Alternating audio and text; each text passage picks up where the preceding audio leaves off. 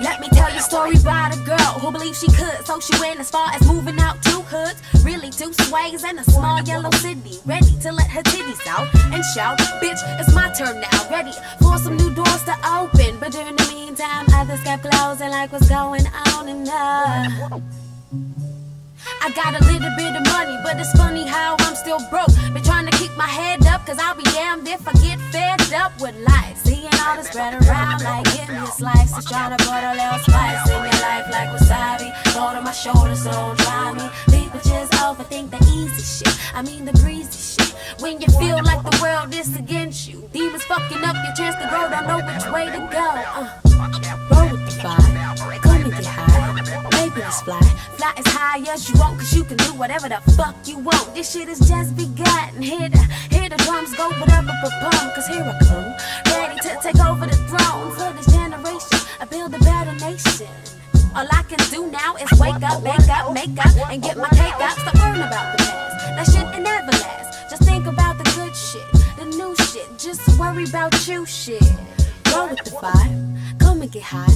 Just trying to survive, like you just trying to get by. Staying alive, just trying to keep positive vibes. Just trying to give my family a pleasant surprise one day.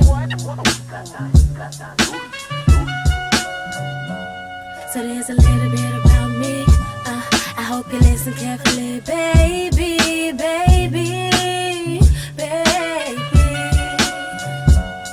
No diggity, no doubt, no diggity, no doubt. No diggity, no doubt, yeah.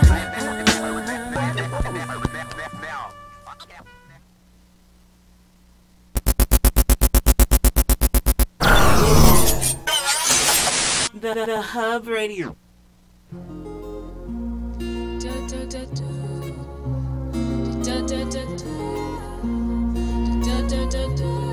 I still have to be able to be true to myself.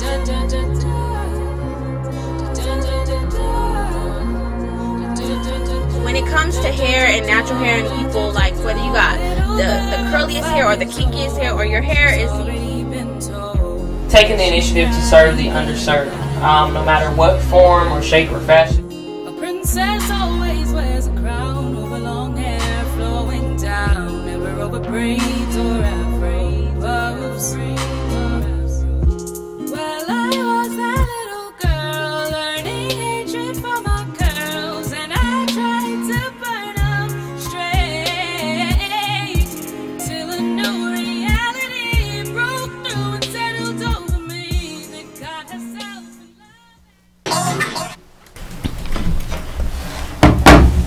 Hello. Good evening and happy Tuesday. Happy Tuesday. Yes, and my kings out there. It is 7:30 and you are now tuned in to Queen's Table Talk here on the Hub Radio. I am your host, Mo Knows Best, and I am here with my co-host, my fellow queens, my dear friends, Miss Lovely Leah. Hey, Queens. Hey. And Miss Jasmine Renee. What's up? Yes. Y'all tell me, what's been going on with y'all?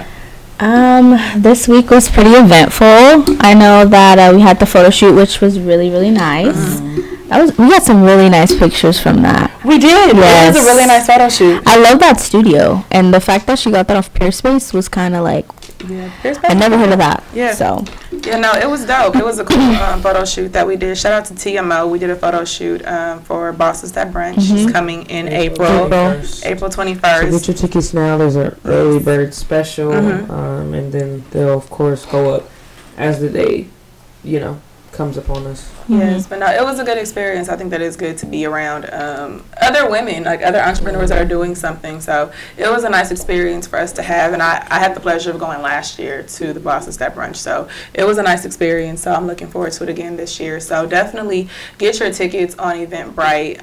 Like I said before, shout out to TMO. Yeah, go on. Go on her page. TMO, right? TMO, yes. Tia_Mo. So Oh no, I was gonna ask you guys. How was the Obama's daughters thing? You know, I didn't go. How was it? Different. Because they had there was only one black group of women that performed. They had a group called White Women, and then there was a group of white gay men, and there was one more group of just men. So it was it wasn't really Black Girl Magic, but the group that put it on, which was a group of, it was improv show basically. Well, that's what it was, an improv show. So that was pretty cool. They were good at that, but the black females that went on at the end, they really did their thing. So that was the Black Girl Magic thing, and then there was a lot of white people. It was in Hollywood, I think, kind of like LA, outskirts of Hollywood or whatever. But the environment was really different.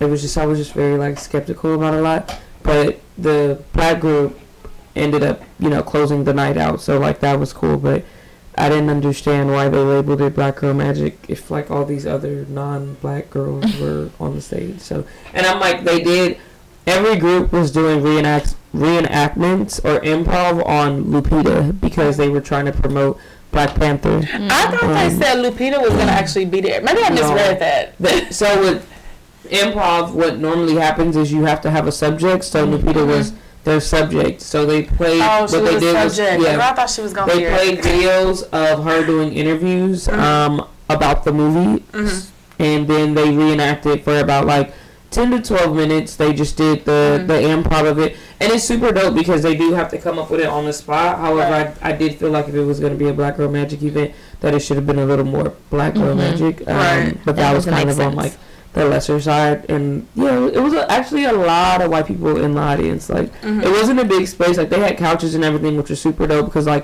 go to a lot of events and usually it's not comfortable seating, but it was super dope just to sit there. But the group that put it on was super dope. So hopefully we can see them. Their next show is March 7th, so I'm gonna go back out to that one and see them because they're really good. And they had African outfits on, and the lady that made them, she was there too. So it was really cool. At least the end was. Oh, dope. Yeah, that's cool. Yeah. And then we also had our the Hub Radio Cares on Sunday. We went to go feed the homeless.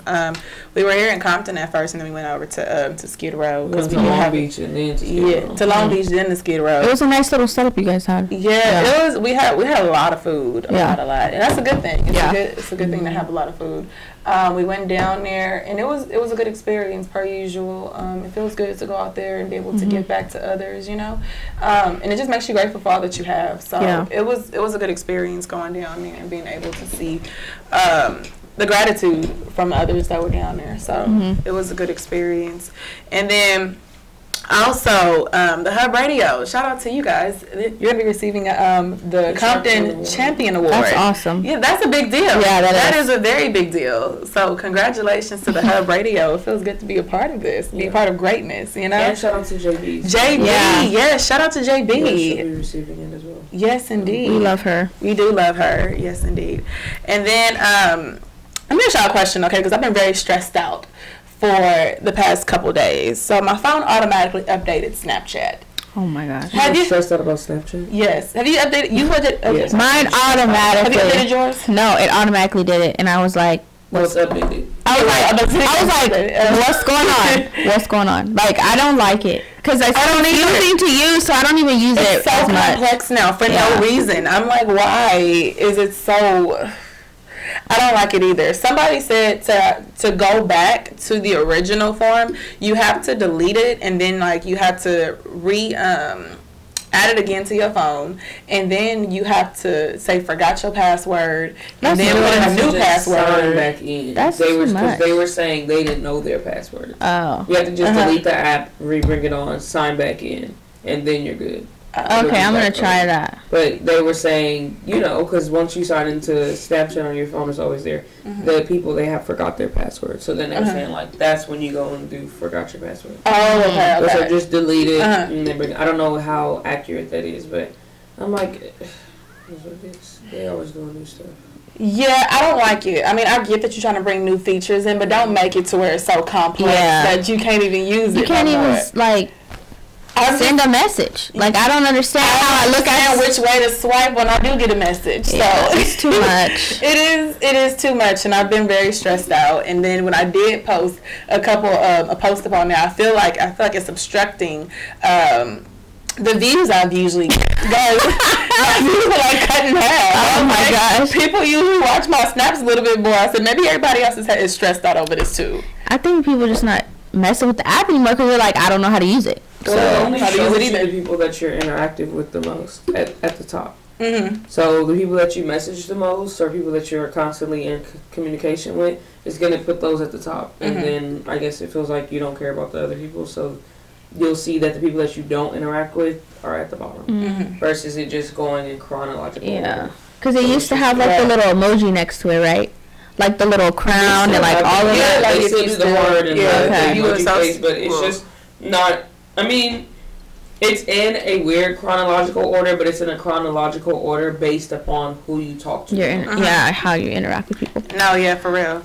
And then, have you guys got your tickets to go see Black Panther yet? No. You haven't? I need Okay. to. You guys better get them, cause like I got tickets to go see them, so I'm going up on Sunday, and like a lot of the show times are sold out. And if you go into a theater that does the pre-seating where you can pick them in advance, it's like all like gappy to where it's like one seat here, one seat there, one seat back over here. So I'll get them as soon as possible if y'all trying to go this weekend. It's pretty booked, so I don't even know if I'll have time to go see it this weekend. But yeah, it would have to be. Yeah, I probably wouldn't. Yeah, me either. You wouldn't? Yeah. Oh, okay. I'm going to Disneyland on Saturday to perform, so. Oh, that's right. Okay, tell us about that, because I know you were talking about it last week, but. Yeah, it's pretty intense. It's like a 15-minute set, so very high energy and everything. We've done it every year. It's a gospel concert? It's a whole gospel showcase at Disneyland or California Adventure, and they do it every year. And we're closing out the show, which is pretty exciting. I think this is probably our church's I want to say 6th or 7th year doing it, but this is maybe my 4th or 5th time going. But I mean, this is the first time that we're going without Ryan, which is it's bittersweet. We still want to carry on his memory, but it's the memories of us always going with him. Right. It's kind of sad. So, but we're still excited, to just still go and perform. Right. So that reminds me. Did you guys ever go to those gospel concerts down at Knott's Berry Farm? They used to have them. Why did they get rid of that? I don't know. I used to love that. It used to really be big too. It was a big deal. Yeah. Now I guess that maybe Disneyland kind of took that over. I don't know. I feel like they should still do it, but I really feel like they should. I want to get a petition started or something. Bring back those gospel concerts at Knott's Berry Farm. It was. And it's cheaper to go to Knott's Berry Farm over Disneyland. It is. So it's kind of I would go to Knott's Berry Farm. It is. You get a whole gospel concert too. Yeah, I'm here for it. But anywho, so Idris Elba. He got engaged, and a lot of people were really, really, really sad. Everybody's hearts was broken. Oh my god! Because the thing is that so his fiance, she's very beautiful. Her name is Sabrina D. I don't know how to pronounce it. Somebody butchered this girl's name. Her name is Sabrina DeWar. Just go with Sabrina. Yeah, let's go with Sabrina. Yeah, I was trying to be correct or whatever. Give her the respect. I was trying to give her the respect. I don't know how to say that. I'm like, how do I say it? Yeah. Interview. YouTube and go to the interview. I only saw articles. I didn't see a video on it. Did you look for video? No. I don't know. So did she say So Dora. Look at videos to find the pronunciation. Yes, because I'm a this girl's name. But anywho. So Idris Elba said that he would never get engaged again. And if you remember, a couple months ago, he did an interview with Essence, and then he said that marriage is an institution of sorts. He's like, I'm done with that, and it's not for everyone. So it's really funny because after he said that, he got engaged. So I'm just curious, would you ever date a man that says he would never get married again? No.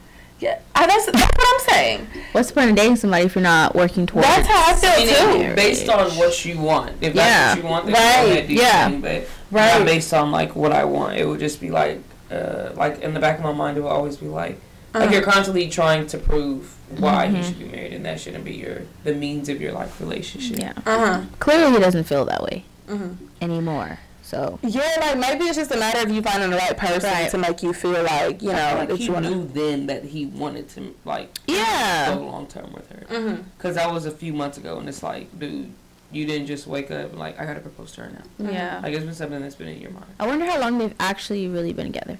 Well, they say that they've been dating since March of last year, and then the interview with Essence was in August, and then they just got engaged. I think they were seeing I think that was their first public picture together that they took. That was in September, so after his interview, and then now they got engaged. So I don't know. If I was with a man and he said that in the interview, I'd be like, so what are we doing? Well, I mean, like you said earlier, like it probably was like something to get them off his back, because now we're all shocked and surprised. Yeah. Very true. Very true. He could have just been saying that to throw us all off, because I'm thrown off. I'm shook. Shook.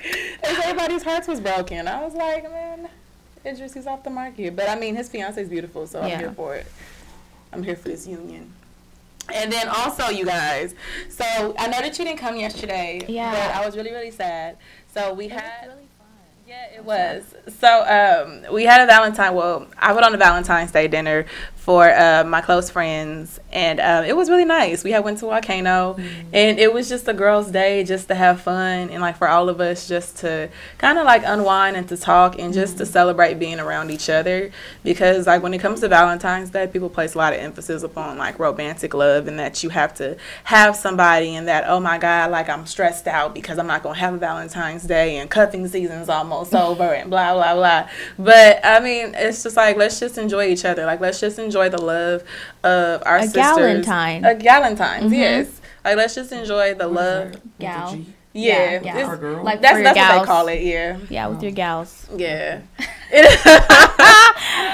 And just to celebrate, like, just the love of ourselves, to celebrate each other, celebrate friendship, celebrate sisterhood, you know, and that's what's important, and especially when it comes to self-love, too. I talked about it a couple weeks ago, but when it comes to loving yourself, it's the best kind of love that you can give, and it's really the foundation to any type of love in your life. So when you love yourself, and when you're content with being by yourself, and when you're content with your own company, I think that's when you can appreciate being in somebody else's company. So that's definitely... Tiana was there, right? Yes. From GAR. You know Tiana? Yeah. No, from Cerritos. I was about to say, Tiana didn't go to GAR. Yeah, she went to my middle school. I was Oh, like, really? wow, I haven't seen her in years. Yeah, she's friends crazy. with Shannon. Oh yeah, okay. So Because we all went to Carmenita. Okay, yeah. Tiana was there. Yeah, she was. I was like, oh wow, that's nice. Yeah, it was really nice. And you got everybody roses. That's really nice. Yes, that was girl. really sweet of you. You're sweet. Yes, you know, I try. I just try to spread love and to try to spread joy to Are you guys everyone. doing anything tomorrow?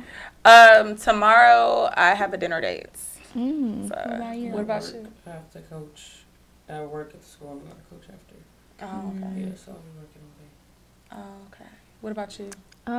It's my first time in a long time having a date with Xavier. We haven't been able to like have a Valentine's Day together in a really long time, so I'm excited. Is he down here? Xavier? Yeah. Yeah. What do you mean? I He thought goes he to. was No, he does, but he's coming down. Oh, okay. Oh, he's Yeah. coming up for Valentine's Day. Yeah. Oh, that's so sweet. He's going on a cruise this weekend, and I'm just like, Oh, I'm jealous. yeah, I'm like, What kind of cruise he going on? He's going to the Bahamas with his mom and his brother for his brother's birthday, which is today. Shout out to you, Robert. Happy birthday.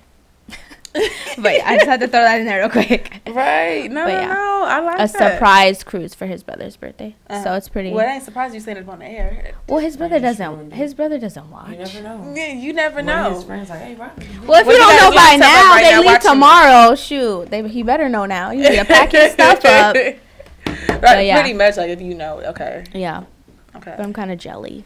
You know. I'm jealous too. I really need a vacation. I was just telling I do Jasmine before the show too. that What are you gonna do for your birthday? Okay, I'm glad you asked. So It's like it. Table talk went all off, but it's fine. This is the real table talk. okay, real table cool. talk. Okay, Yeah. okay, I'm thinking about doing. I want to do an escape room for my birthday. Oh, that'll be fun. Yes. So you guys are all invited, of course. Just let me know. the Yeah, I dates, will. yeah. So my birthday's on a Friday, which is a cool thing, March 16th. So I was thinking about doing an escape room later on that night, and like everybody going to to like, like a bar or something like that, Oh, just that's to nice. chill and have fun, unwind, decompose, everything. I was thinking about going to Saddleback Ranch, and then like I wanted to get up on that mechanical bull, but I was like, no, I'm too scared. So. Do it. I've done it. It is You've kind done of it? scary. Yeah, for my birthday, for 2 birthdays ago. It was scary, but I mean, it's padded, so it throws you off. But But how long you're do you safe. last up on there?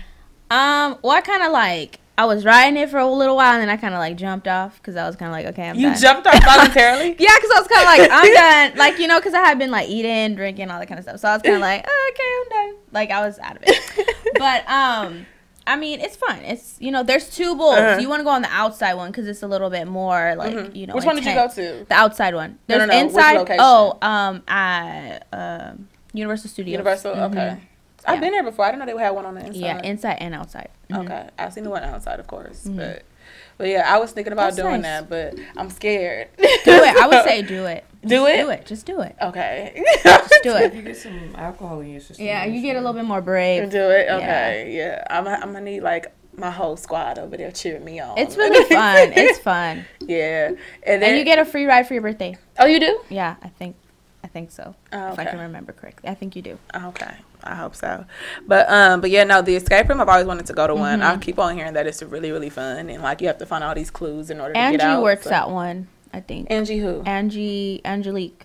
The Oh, from Angie. Gar, yeah. Oh, okay, okay. Yeah, She works in an escape room. I think so. I don't think She works at like a. I think she It's does not. It's something not like with 38 Escape or something. No, she works at an escape room. I always see on her Snapchat. Oh, I don't know. I think she that does. she's at an escape room. That she works for one. Like she has different like escape rooms. She the plug. Okay. Let's She's, see. I'm pretty sure. Hmm? I'm pretty sure it's either called the escape room or something else, but it's similar to it. Cause I always see her. I always see her like snaps and stuff, and she's. Sorry, I'm just laughing at little Dre over there. Oh. But no, but yeah, no, I want to go to that, and then I'm thinking about that weekend, going to Temecula to go wine tasting. So if y'all down, let me know. So I'm always down to do that. They got like a deal up on Groupon, 2 for 1. No, for real, you can go horseback riding and like we can go wine tasting. Oh so. my gosh, 2 Yeah. for 1 Is it? on Groupon. Yeah, it's a 2 for 1 on Groupon. Yeah. I believe you. Yeah, I for believe real. you. No, for real. Like let's all go. It's coming up quick. I know. It is. So yeah, I'm gonna send y'all the I link. have a baby shower to go to that weekend. One of these weekends, I'm saying no to everything. So Oh, well, except for the weekend of the 16th, so that's my birthday. 'Cause yeah. Well, I'm pretty sure that it's already a lot of stuff going on. Mm-hmm. But yeah, we will see what's up. But yeah, last night was cool. But there's a lot of work. I think we were talking about this. Well, you were talking about this for your speech. Like, there's a lot of work that needs to be done. And someone who is like active, I realize that there's lanes for everybody. So that women empowerment is your lane, and that's what you're doing with the creation of the show and with the thing from last night. So hopefully, like more ideas and events will stem from that. But like of course I would. People, you always want to better everybody or just do whatever, but it's like it's cool to see like and be okay being in someone else's space while they're leading or having a whole thing. So it was really dope to just see that you put that together, and it was like really thought out. We had the games and then like the roses and stuff. Oh, thank you, Jasmine. Yeah. It was it looked really nice. I'm sad I couldn't go, but Yeah, it looked really nice. like they were telling me that. Came after. Yeah. Me? Yeah. It was late. It was already almost 10 o'clock. Yeah, we didn't leave until 11. Yeah, we were down. I was taking pictures and everything, girl.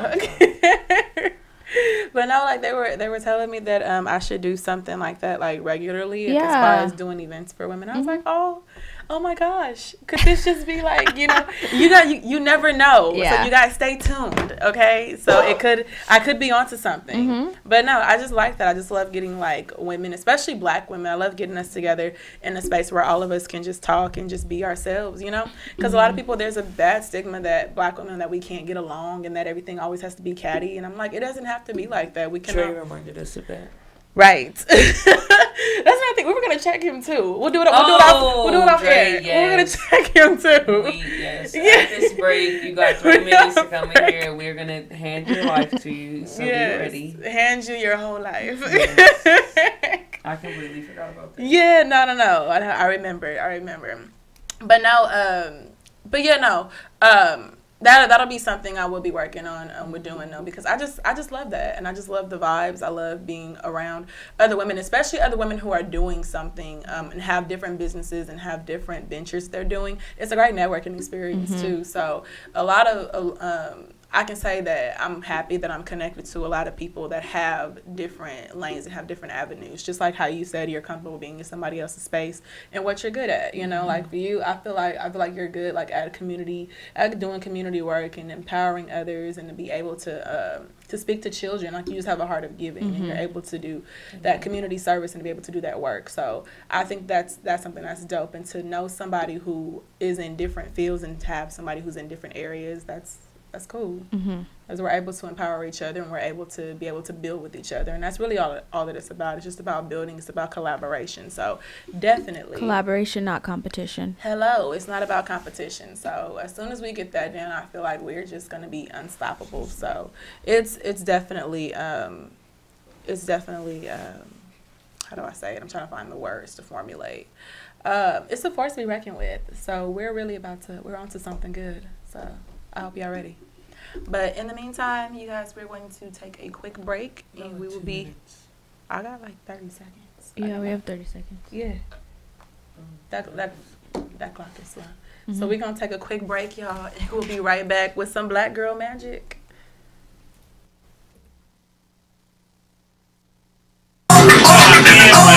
Everybody knows drive. Girl, all the bitches,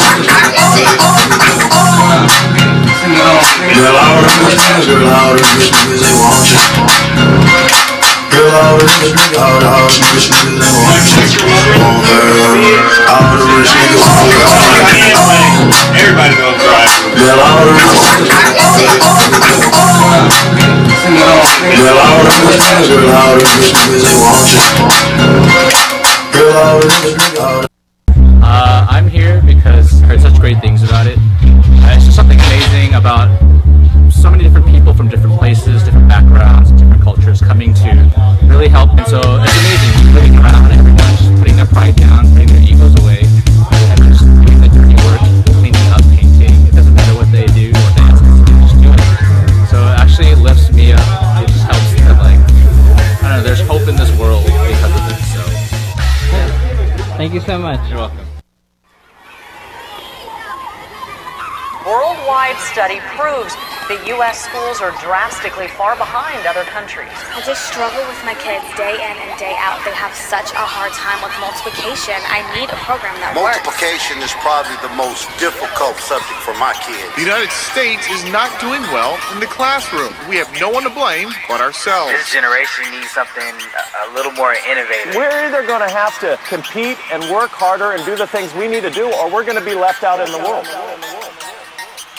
Let's multiply, let's multiply, multiply, multiply. Learn our 1, 2s, and 3s. Let's multiply, multiply, multiply. Learn our 1, 2s, and 3s. I'm on the block, hey, let's have some fun. Let's multiply, let's get it. 1 times 1 is 1.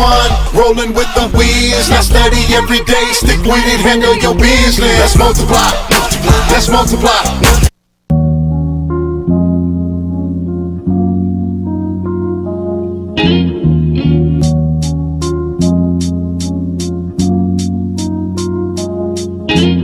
Look, life on the edge, get a grip. Know that they want me to slip. Hustle is something to quit. Ain't no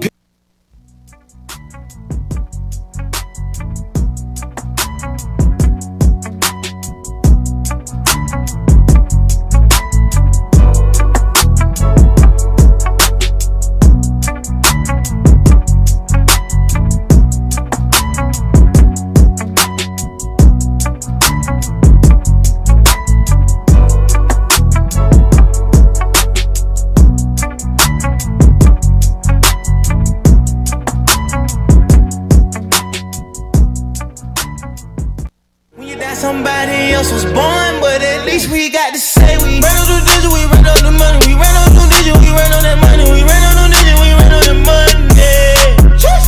We ran on the digit, we ran on the money, we ran on the digit, we ran on some money.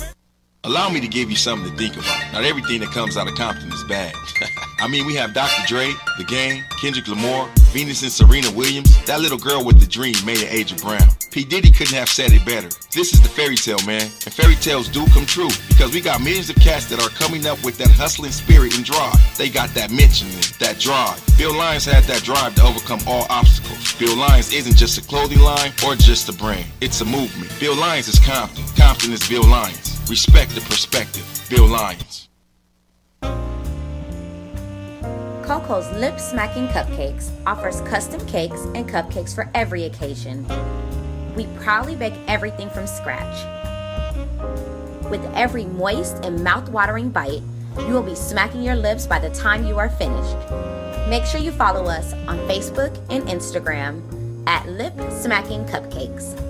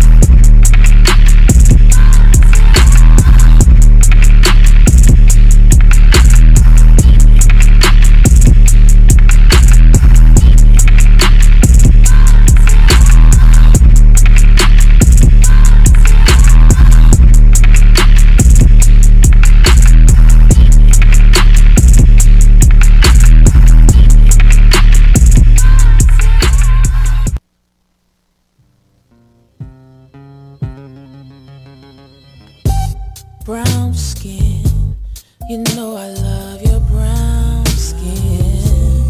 I can't tell where yours begins, I can't tell where mine is. Brown skin, up against my brown skin. Need some every now and then.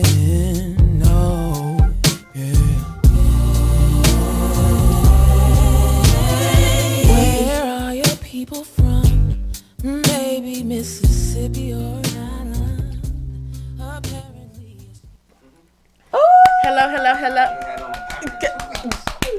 Yay! Congratulations. We're back on the air. Potty training. Yes. Shout out. Welcome back to Queen's Table Talk. Shout out to Josiah and Dre's son. Okay. The champ. He's a big boy over here. Junior. Yes. You are back. You are tuned into Queen's Table Talk here on the Hub Radio. Y'all, let's get into some Black girl magic. So, first, we have this video. Her name is Jade. She is so adorable. She's doing a hair tutorial. So if you guys remember, she had a video before with her mom where she was like brushing her mom's hair as if she was in the salon or whatever. Oh, and she was talking telling to her? Yeah, she was talking to her. So this is like her follow-up video. So now she's doing her own tutorial. So let's take a look at this really quick. Like it was so cute.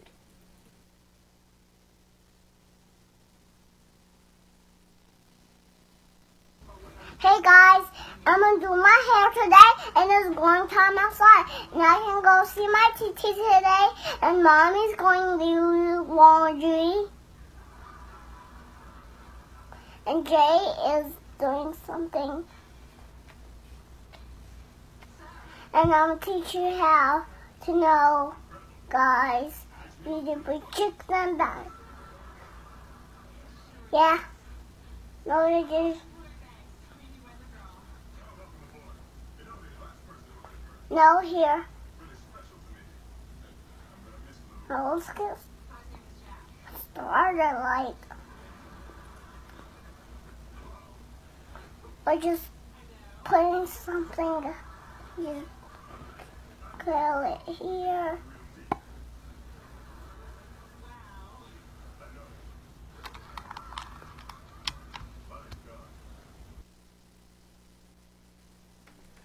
so adorable. She is so adorable. I can't even handle it. I can't even take it. She's just so cute.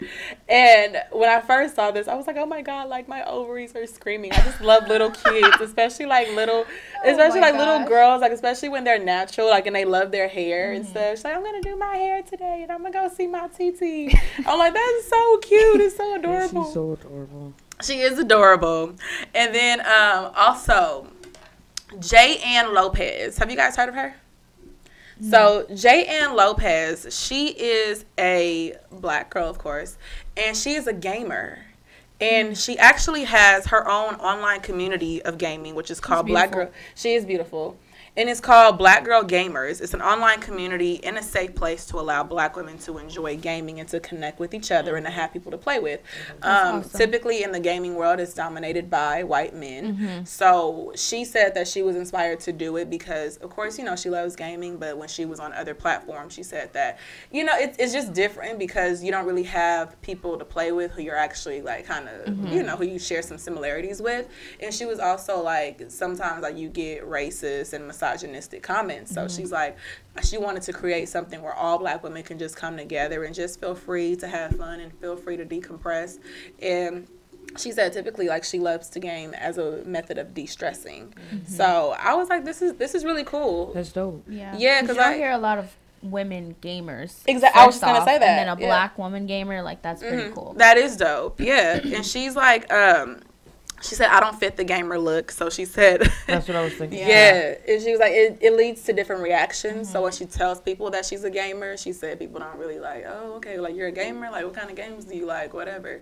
But I think that this is a cool initiative that she's doing as far as bringing that representation to black women, especially in the gaming world, in the gaming community. So we're definitely hitting every arena. Yeah. So now into the gaming world. So I'm here for this. And it's necessary because, I mean, the young girls today, their minds are being construed or are being occupied by so many negative images that we need to be able to see ourselves in different avenues. Right. So to see ourselves in ice skating, to see ourselves in gymnastics, to see ourselves in the gaming world. I know today I was at the gym and I saw two black women, they were young ladies doing gymnastics, and I like stopped I was finished what I was doing, and I just kind of stopped in front of the TV and like just watched it because I'm like, even to me, it's just being in a space, and most spaces that we are in is typically not all black people, but just seeing that on the TV screen and like, you know, their scores were typically higher than everybody else's. They were really good, so it's just really good to see that. And you know, I always revert back to the kids, like they need to see like you if you have a passion in gaming, that there is someone that looks like you that's doing that. So even if I were to go take this image tomorrow and go show my kids tomorrow, like some of my girls would be like, oh, like really, you know, like I can do that because I think I felt, you know, that's not for me. I thought it was for like, you know, guys that aren't black that just do whatever. Like I didn't think, you know, there would be a place for me in that setting, but I'm very happy that she's found a lane and realized that there was an initiative that needed to be taken for her to be like the forefront of that movement. So, no, yeah, definitely. Shout out to her. Shout out and to her. And she's starting like a whole organization off of this. And yeah, it's really and she cool. says she had, she's 26, she's from London, right? She has 1,500 members so far. That's so cool. she started it back in 2015. And it's gaming for black girls? No, it's Black Girl Gamers. Okay. I like That's that. super dope. I love that. I love that so much. Yeah, it's really dope. And then also, did you guys hear about the BET Social Awards? For Jessica? For who? Oh.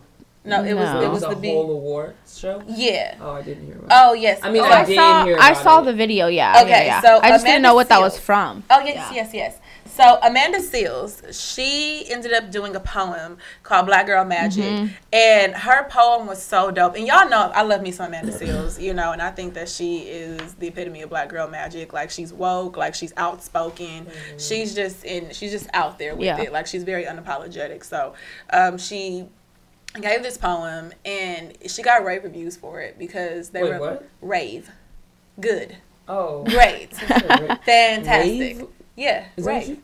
Yeah, that's a good. Yeah, that means good.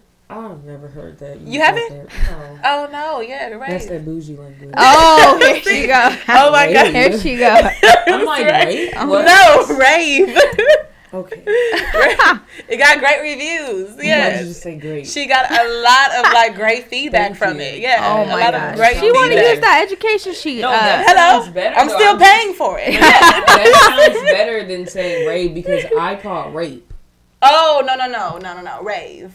Okay, Yes. great. Yes. For those of us that didn't Anyways. know that is, and then rave is like drugs. No, it's not. It has multiple meanings. No, it's not. Okay, so Amanda Seals, she gave a great Thank poem, you. right? There you go. And she got a lot love of those great for feedback from it, from a lot of black women. So we have a clip of it, okay? We're going to play a little bit of it and then share some of this black girl magic with y'all.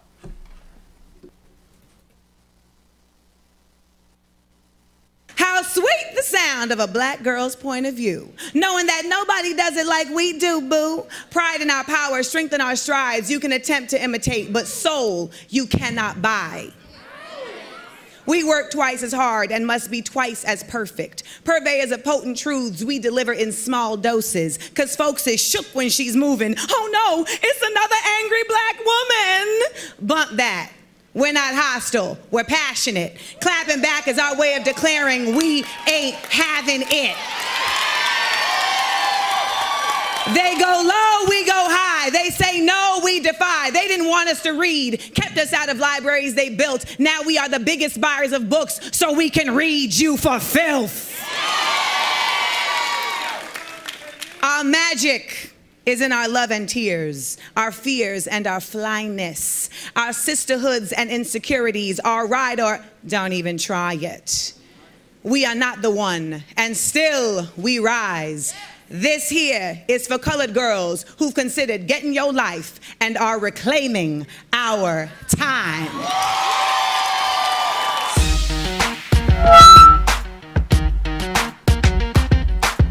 I am so here for her. I really cannot. I cannot. That was a dope speech. It was dope, right? It was really, really nice. Yeah, oh my God, I love that. I follow her up on Instagram, and like she's the same way like on social media as she is like on any other platform. Right. So she's really dope, and I think that we need to hear that as black women, like, and it feels good because sometimes like we need that. How do you say it? Like you kind of like need that reinforcement about black women, and you need to know like this is who we are, and this is the strength that we have, and this is what this is what we do. So yeah, so Jesus. Yeah, no, but no, it was a good. I love that she wrote that. I love the shorty too. Yeah, because I mean, it gave me Def Jam vibes. Always in like an actress setting, but this is like showing her creativity. You know what I mean? And you know me, I always gotta talk about the outfit. I love her outfit too. Cause did you see this the showing of the skin all up the side? Bomb. Yeah, no. Bomb. Hi. And then also, you guys, Danielle Harrington. So she is the third black woman to grace the cover of Sports Illustrated magazine. And cool fun fact, we actually went to school with Danielle. And I knew her in middle school, and then she went to GAR as well. But I went to another school. I went to Artesia my freshman year, and she was at GAR. By the time I got to GAR, she transferred and like she went on to pursue modeling. But I knew that modeling was something that she always wanted to do. But I think that it's so dope to see somebody like that reach their dreams, and for somebody like her to make Black History, and it's Black History Month. I think that's amazing.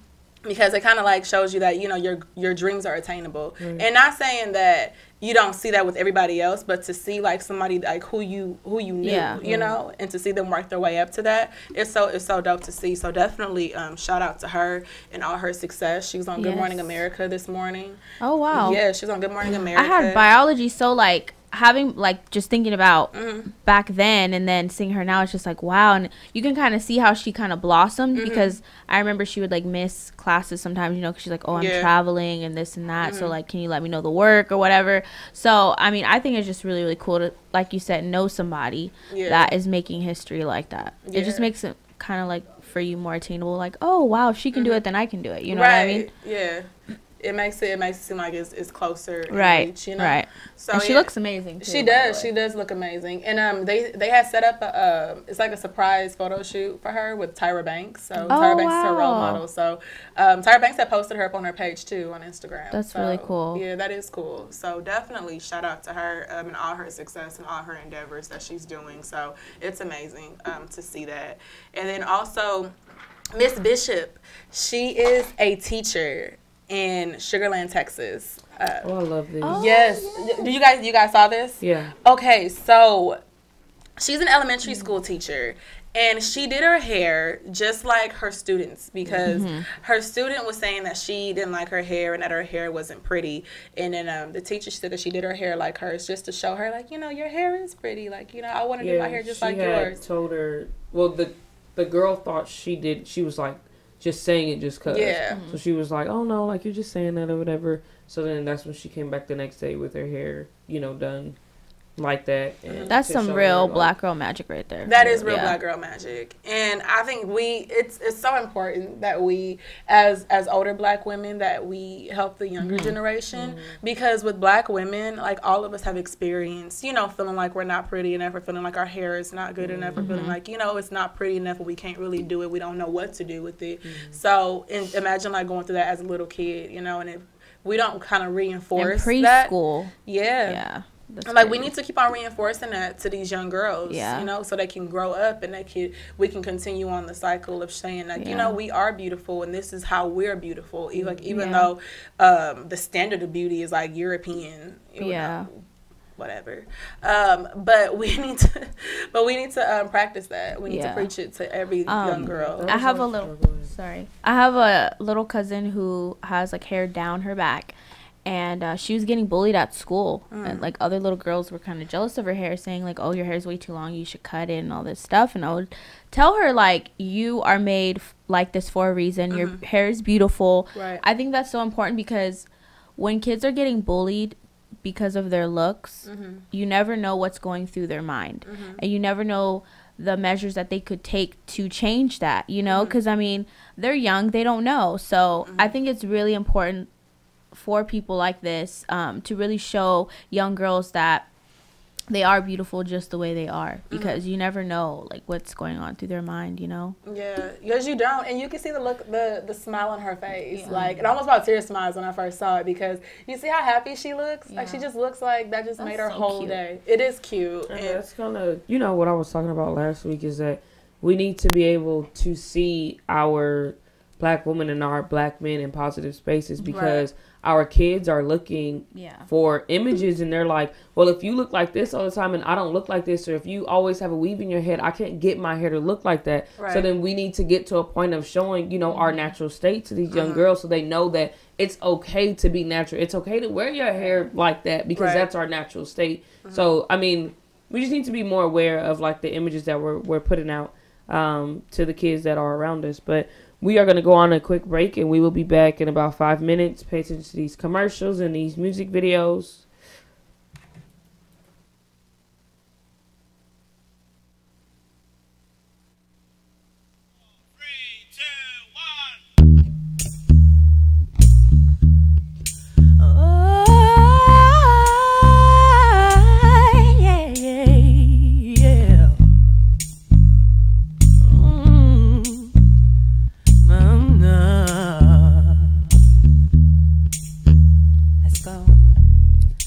I could be a big bad movie star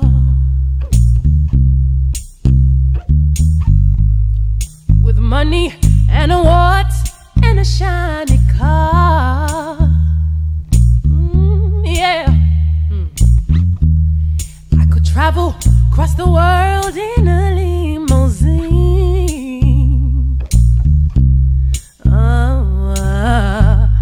But if you ain't by my side, then what does it mean? Hey. Hold my hand, hold my hand, hold my hand, hold my hand. 'Cause I'm nothing without you. I'm nothing without you. I'm nothing without you.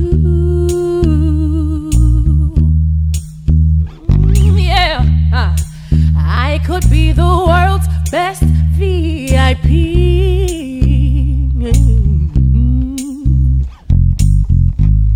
And have people celebrate when they see me.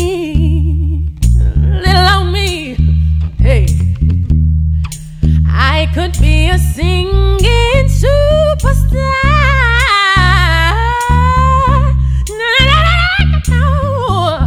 Where people know my songs both near and far. Hey, yeah, hey.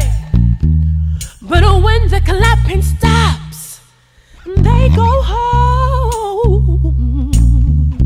Yeah, yeah, yeah.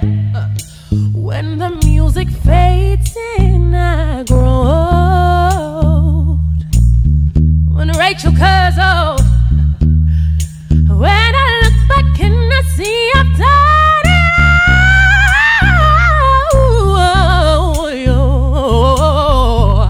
I'll need you by my side to keep me warm. Hey, yeah, yeah. Hold my hand, hold my hand, hold my hand, hold my hand. Because I'm nothing without you. I'm nothing without you. I'm nothing without you.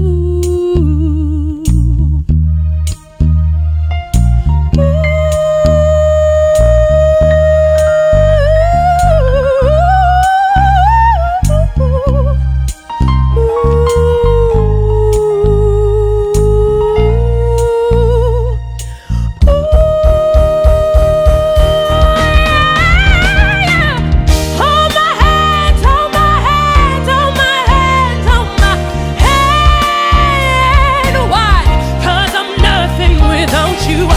I'm nothing without you. I'm nothing without you. No. Hold my hand, hold my hand, hold my hand, hold my hand. I'm nothing without you. I'm nothing without you. I'm nothing without you.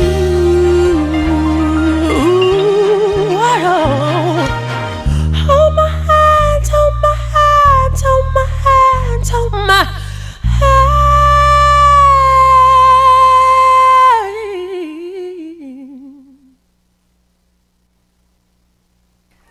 What's up? We're back. Hi, what's up, you Yes. guys? We are back. You're tuning in to Queen's Table Talk here on the Hub Radio. We are going to get into our next segment, Tell Me Why. We are going to start with a video. It's a video of this girl. She's African, and she was talking about how she feels like Black Americans are treating African culture like a trend. So we are going to take a look at this video, and we are going to dive into this. So let's take a look. Well, but from what I've also seen from the majority of people I've been around, there's just been this lack of acceptance of us coming into the American culture. For the longest, it was never cool to be African. I mean, we were the darkies, we were the African booty scratchers, we were, I mean, so many negative things because I felt like nobody wanted to be associated with being African. And now all of a sudden, it's cool to own your culture because the rest of society is rejecting African Americans, so now everybody wants to be African again. And it's not everybody, but there's a lot of people that I've gotten that vibe from. So now it's like they want to wear the waist beads, and then they want to wear the kente, and all these different things that it just kind of seems like it's becoming a trend instead of a true desire to connect to culture. And that's different. If there's a true desire to connect back to the culture and to try to create a streamline for all of us to work together, I'm all about that. I mean, I'm very big on that. But a lot of it also, too, to me, just seems like a trend, like on social media and, you know, fashion industry. What y'all think? I personally, is my mic on?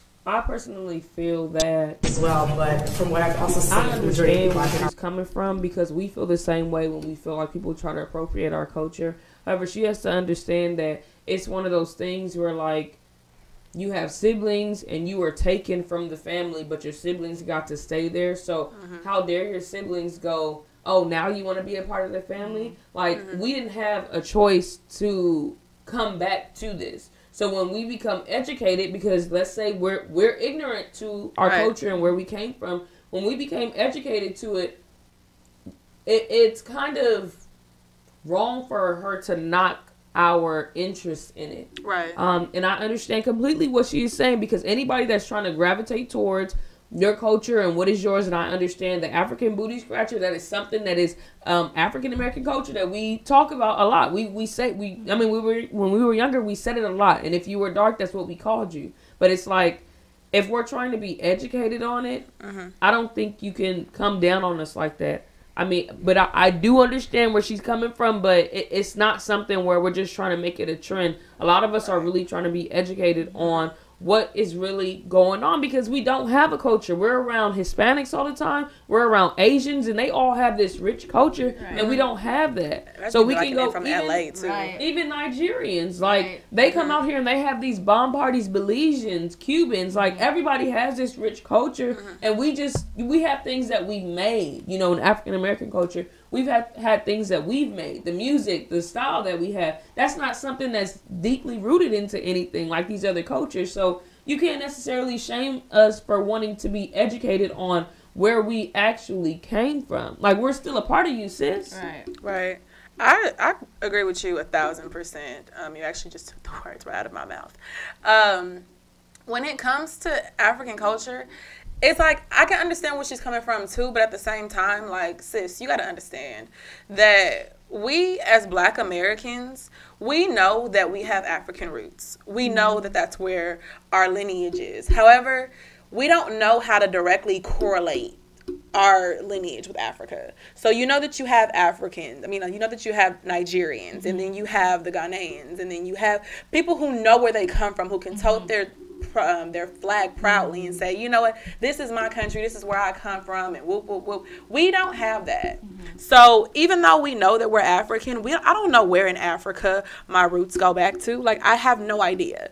And the fact that I'm trying to be educated about that, I don't think that is something that we should knock, because at the end of the day, all of us are a collective unit. So when people look at us, they're not gonna say, oh, well, she's Nigerian. Right. You know, they're just gonna be like, all y'all Black, we don't like y'all. Right. You know, so it don't matter. But I think that it is a matter of education, and I think that now a lot of Black people, like, we have that thirst for knowledge. We want to know more about where we come from. We want to know more about it. And I think that one of the things she said, I didn't like what she said. She said that because you guys are being rejected by the rest of America. I'm like, first of all, like, technically, like, Black people have always been an outcast in America. Right. We always have been. So that's not anything that's new.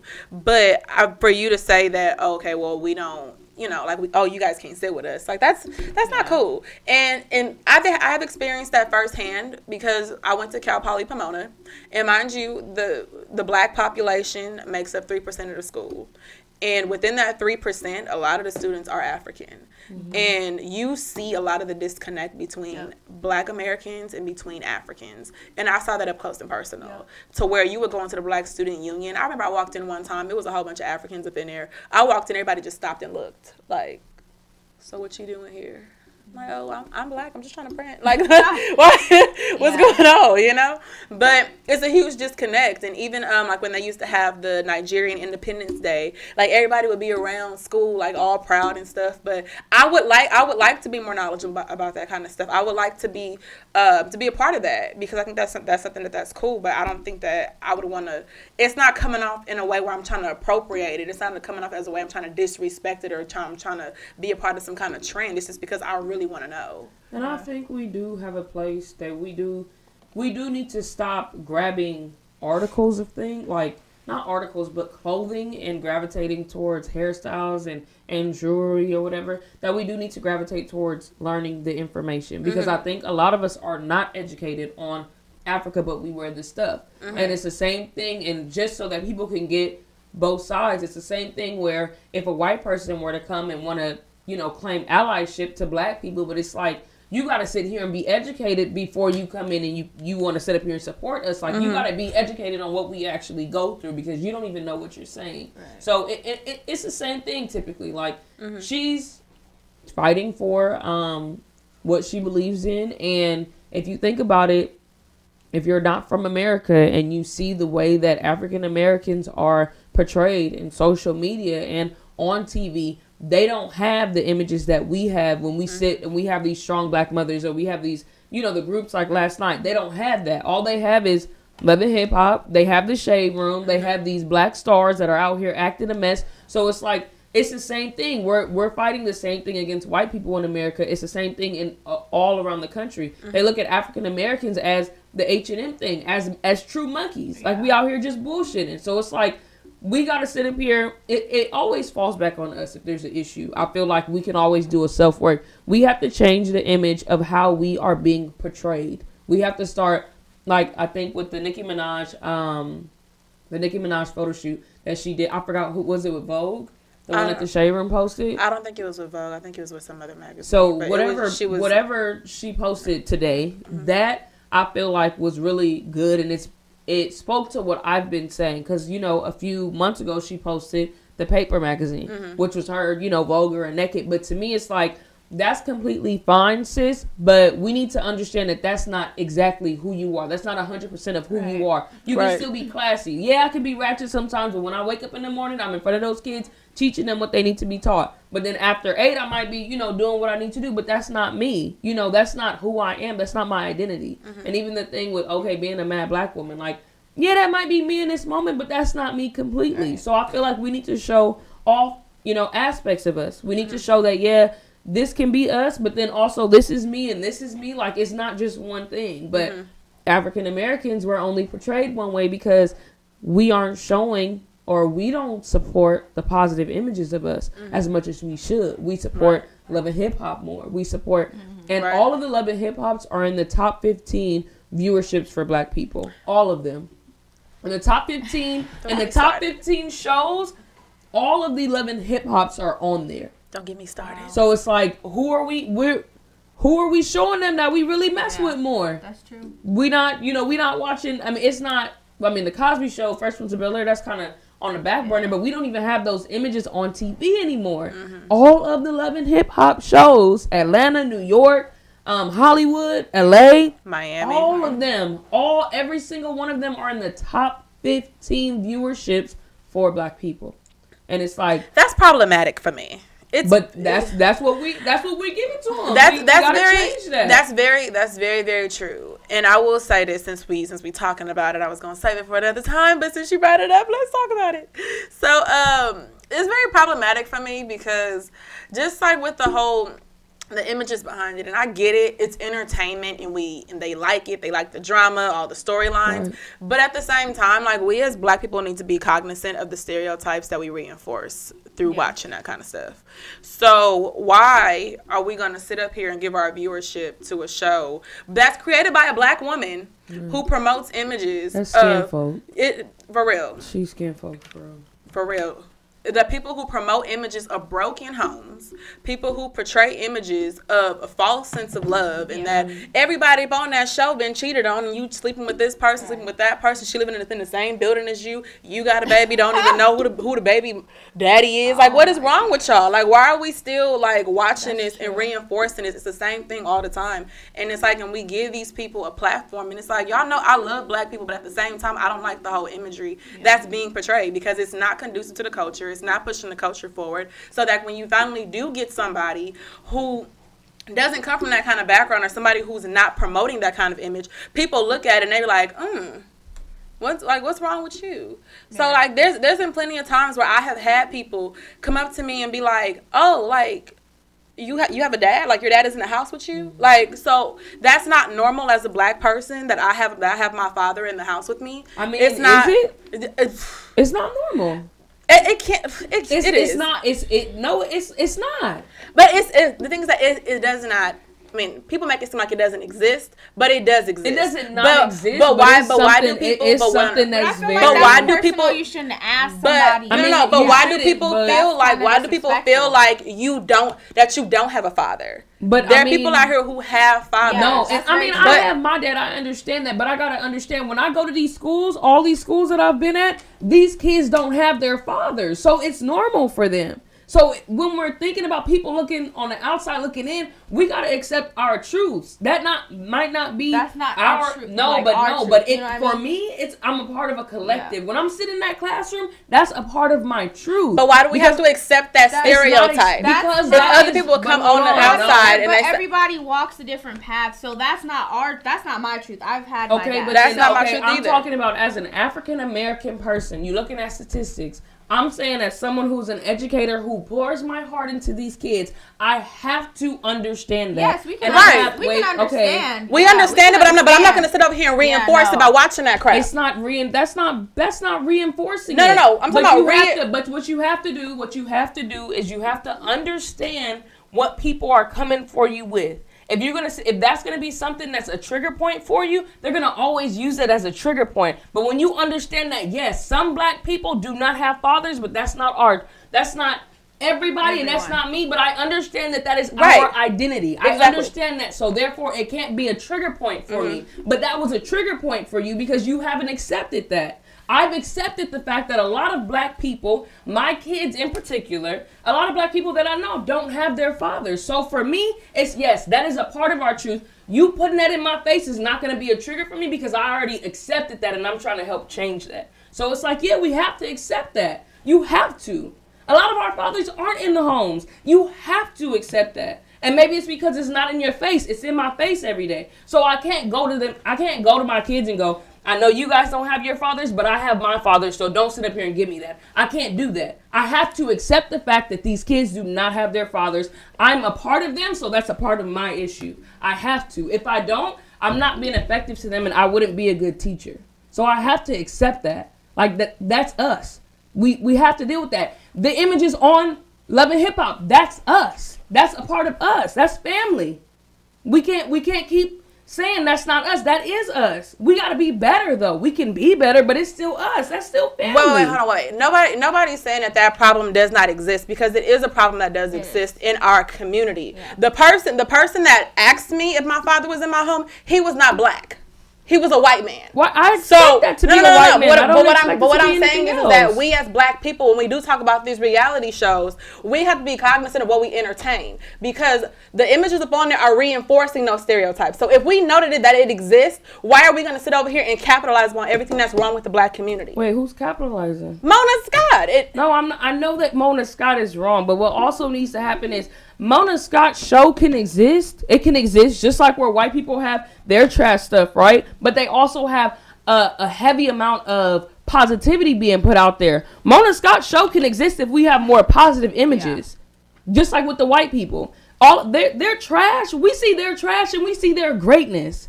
We don't see our greatness on mass scales.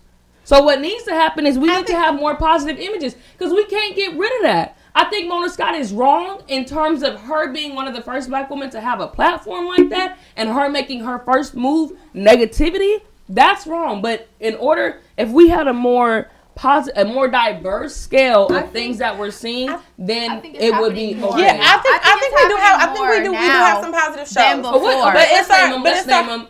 Blackish. It's Blackish, okay, so, but I'm not saying on the same scale, because if you think about it, Love and Hip Hop plays like year round. Is Love and Hip Hop is Blackish doing as well as all of the Love and Hip Hops? Well, Blackish just started. Blackish just started. But you said Blackish. Blackish has won Academy Awards. Okay, but I'm saying viewership. But the thing is that I'm about to say viewership wise, though, because you just said that all the Love and Hip Hop shows are in the top 15. And I don't even know if Blackish is. Right, so that's what I'm saying. But it's a matter of where we direct our attention. So the shows are out there. Yeah. But where we direct our attention to. We named one show.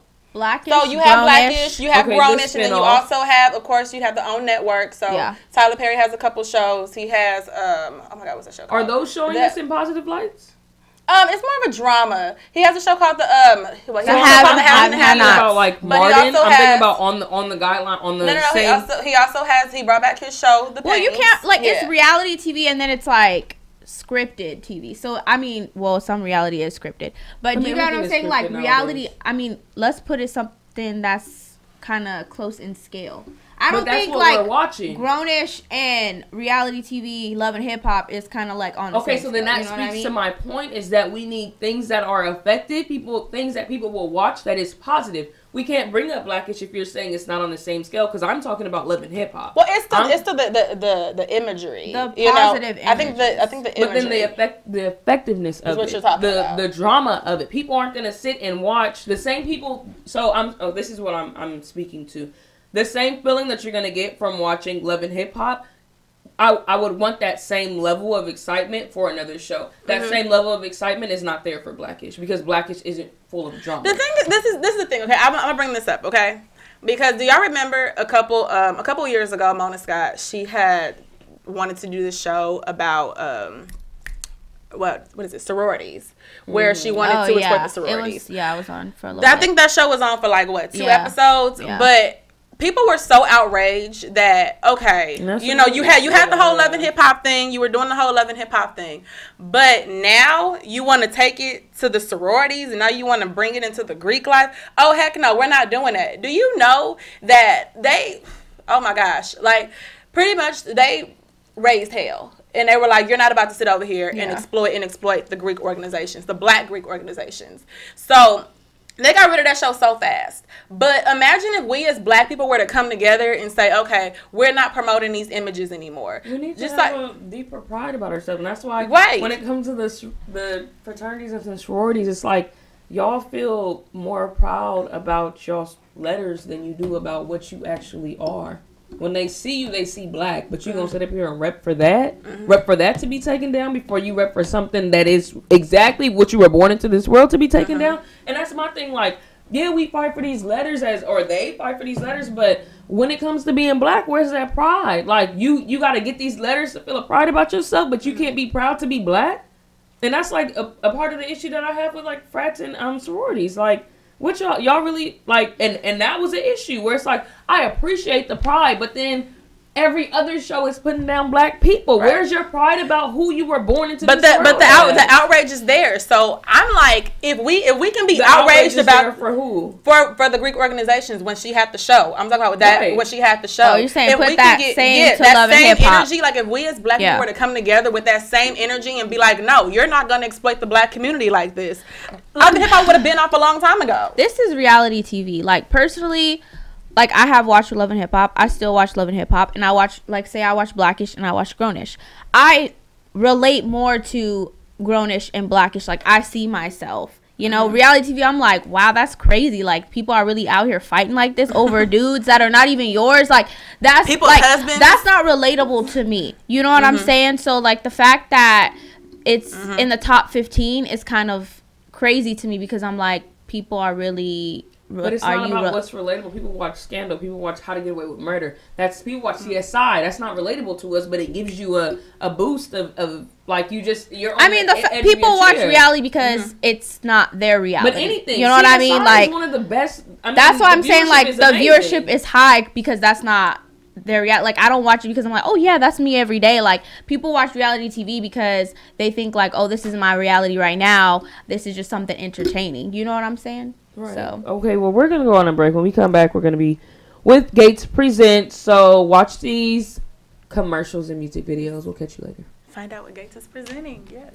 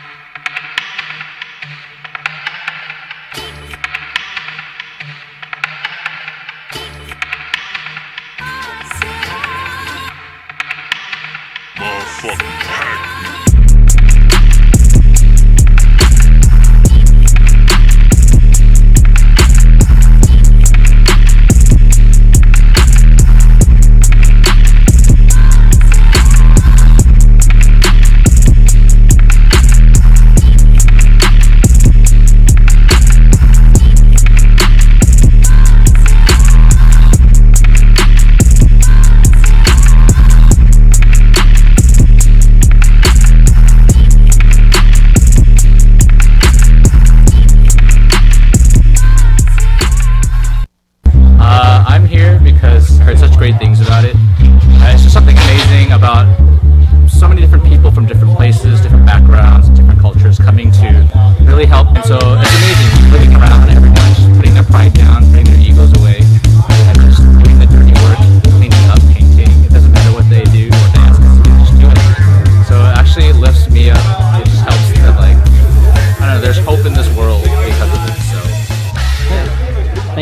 much. You're welcome. Worldwide study proves that U.S. schools are drastically far behind other countries. I just struggle with my kids day in and day out. They have such a hard time with multiplication. I need a program that works. Multiplication is probably the most difficult subject for my kids. The United States is not doing well in the classroom. We have no one to blame but ourselves. This generation needs something a little more innovative. We're either going to have to compete and work harder and do the things we need to do, or we're going to be left out in the world. Let's multiply, let's multiply, multiply, multiply. Learn our 1, 2s, and 3s. Multiply, multiply, multiply, multiply. Learn our 1, 2s, and 3s. I'm on the block, hey, let's have some fun. Let's multiply, let's get it. 1 times 1 is 1. Rolling with the whiz. Now study every day, stick with it, handle your business. Let's multiply, let's multiply.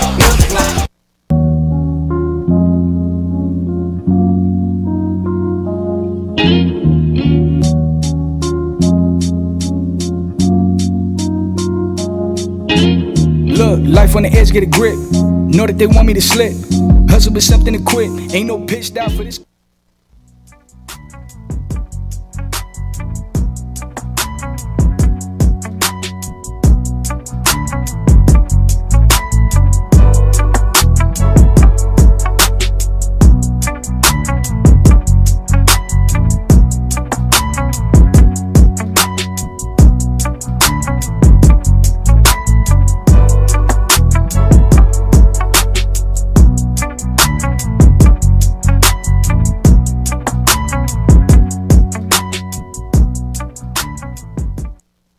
Somebody else was born, but at least we got to say we ran on the digit, we ran on the money, we ran on the digit, we ran on that money, we ran on the digit, we ran on the money.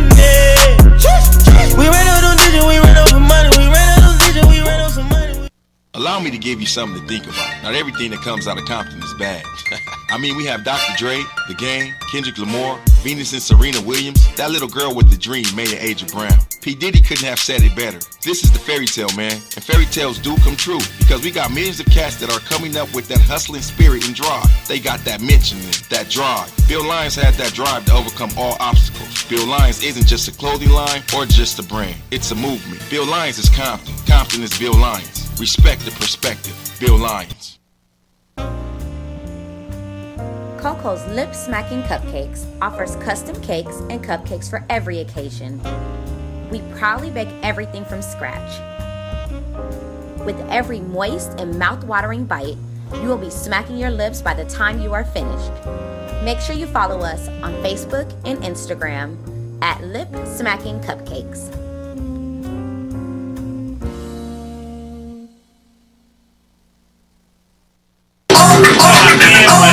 Everybody gonna drive. Girl, all the bitches, girl, all the bitches, they want you. Girl, all the bitches, all the bitches, they want you. Want her, all the rich niggas want her. Everybody gonna drive. Girl, all the bitches, girl, all the bitches, girl, all the bitches, they want you. Girl, all the bitches, all the bitches.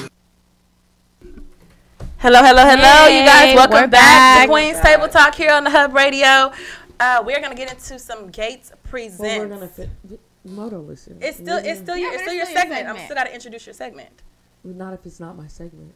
So go ahead. You don't want to do your segment? I was gonna go back to the original video. Go ahead. I was just gonna say that I can't understand where she's coming from, and I can't understand from like the society point of view. Or can't. I can't understand what she's saying, like about how like the trend now of like we're talking about that. sorry, Okay, can CAN yes about her video. Okay. You do see like in trends and hairstyles and fashion, you do see the rise of the kente cloths and like the long skirts, and like that's kind of when the rise of black people, like everybody with the black girl magic and being black was more so cool, and like all your melanin and all this stuff. Like, so I can see where she's saying that, but at the same time I also agree with you too in the sense of we're all African Americans, keyword African, and if a white person was to come in here and there was Nigerian, Haitian, us, you know, all of us in a room, they're gonna be like, you guys are all black. So for her to say that, it's just kind of like, dang, like, why do you feel that way? Because I mean, I have had a moment of disconnect with, you know, Africans before. You can feel that sense of entitlement, like, I'm black or I'm African, you're not really black, like, why do you have I've heard somebody say, like, why do you have braids? Like, you're not really black, you're not African. So it's just kind of hurtful, because it's like, at the end of the day, we all stem from the same culture, you know what I mean? But I mean, at the end of the day too, I don't know where my main roots come from as well. So it's just like, come on, y'all, like, let's just get together and do better on that. Be on one accord. Right. Like, stop being so divisive. Like, every time I go in a crowd of African people, I don't want to feel like I shouldn't be there. You know, I gotta feel like that everywhere else. Like, why should I feel that amongst my own people? I mean, we're not direct, but we're cousins in some form. You know what I mean? So. No, I totally agree with you. Like I said before, like, I think it's just a matter of us just trying to get connected, and like for us to get acquainted with that, because I mean, we don't know, and it's almost as if, like, I want to take that test though. Which one? The ancestry? Yeah, the ancestry with the swab stuff. I felt differently about it when I saw that there was a post online, but it was like only white people like will still like will kidnap you, and then like they'll charge you $99.99 to tell you where you came from, to tell you where they stole you from. So I'm like, I don't know if I want to take this test no more. But I mean, I would be interested if I'm gonna do it. I'm gonna go to somewhere that's black owned. Because I actually read an article where they said there's actually black owned ancestry places that'll tell you where you come from. Yeah. So I would be willing to do that. I would do that too. Field trip. It would be cool. Somebody told me. Okay, so there's this lady. She works at Shades of Africa in Long Beach, and she has the same last name as me. And she said that my last name, well, our last name is Jamaican, and I had no idea. So I'm like, that makes me curious as to. Are your parents like any of? No, both my parents from the South. Yeah, born and raised. Yeah. So that makes me like really interested. Like, so where exactly do I come from? You know, like where has my lineage gone? Yeah. Am I Jamaican? Like, so I don't know. That's exciting. Yeah, it is exciting. So I feel like I need to go back and talk to her some more, because she seems like she's very in tune. Right. I had to say that. I'm sorry. I'm corny. I'm sorry. But no, she seems like she's very in tune, like just with just the black culture and just with African culture and just all culture that is black, no matter where you come from, like whether it be Caribbean, African. Like in the time that I was there, like she's just so knowledgeable and how I was talking to her and whatnot. So I would be willing to go back and talk to her a little bit more and just get that knowledge. Why not? What would you and just like pick her brain a little lose bit from that? You know? Exactly. But no, I would really be interested in doing that. I mean, you never know. You don't. But what about you? What about you? My last name? No, you Oh. Well, I thought you were asking us our last names. Like, what are they? No. Your dad is for as far as like knowing like where you guys come from. Oh, my dad's last name is Irish. It's McKay. So it's Irish. And then I googled my mom's last name, and it's just a bunch of white people popped up. So I was like, oh. Yeah, yeah. She said it like she was like ashamed. Like, I was like, Truby is like a white name. Oh, okay. You guys love it, but it's like I love Truby. I like McKay. You do? Yeah. McKay sounds right. McKay does, yeah. I like it's Truby, luck of the Irish. So, Irish. What about yours? Gates. I don't know. I'm just black.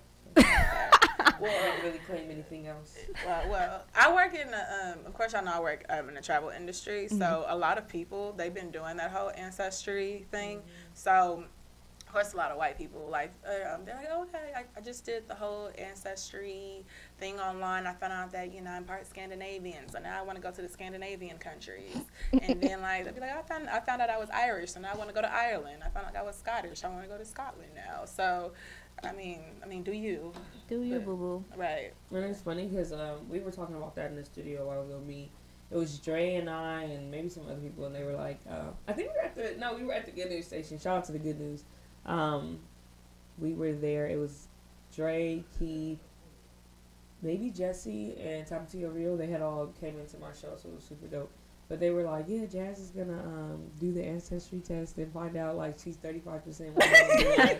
can I cut my arm off to get rid of this white? Cut my arm off. I'm like, I don't want to. I want to do it to see where I come from, like in terms of like the African, roots and stuff. But I'm good. Like I'm good just learning about the African culture that we have, and then just bettering the African American culture that we have here. Like I feel like it's two separate things, but it is two separate things. But it's just two things that you can learn about, and we do stem from the same place. So it's just like I wouldn't, if I had some white in me, I really would kind of be upset that I found out. So I'd rather honestly, I feel like we as black people have to accept that. Okay, like we're mixed up everything. No, accepting. No.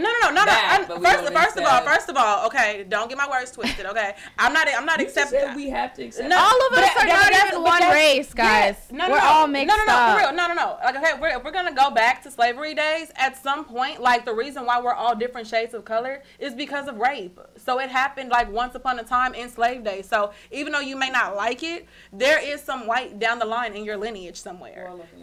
You don't have to, but what I'm saying is that you don't. I'm not gonna say like you go walk around and be like, oh y'all, okay, so I'm part white. No, you're a black woman. Yeah. But in your blood, in your DNA, there is some white. But that's not what I'm claiming. So you don't have to claim it and be like, oh, I'm part white. But it's in your DNA somewhere. I'm just not.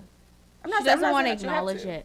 Yeah, I mean, I'm not white at all, but I don't claim to be white. But at the same time, like I know that there's some white in my family somewhere. Yeah.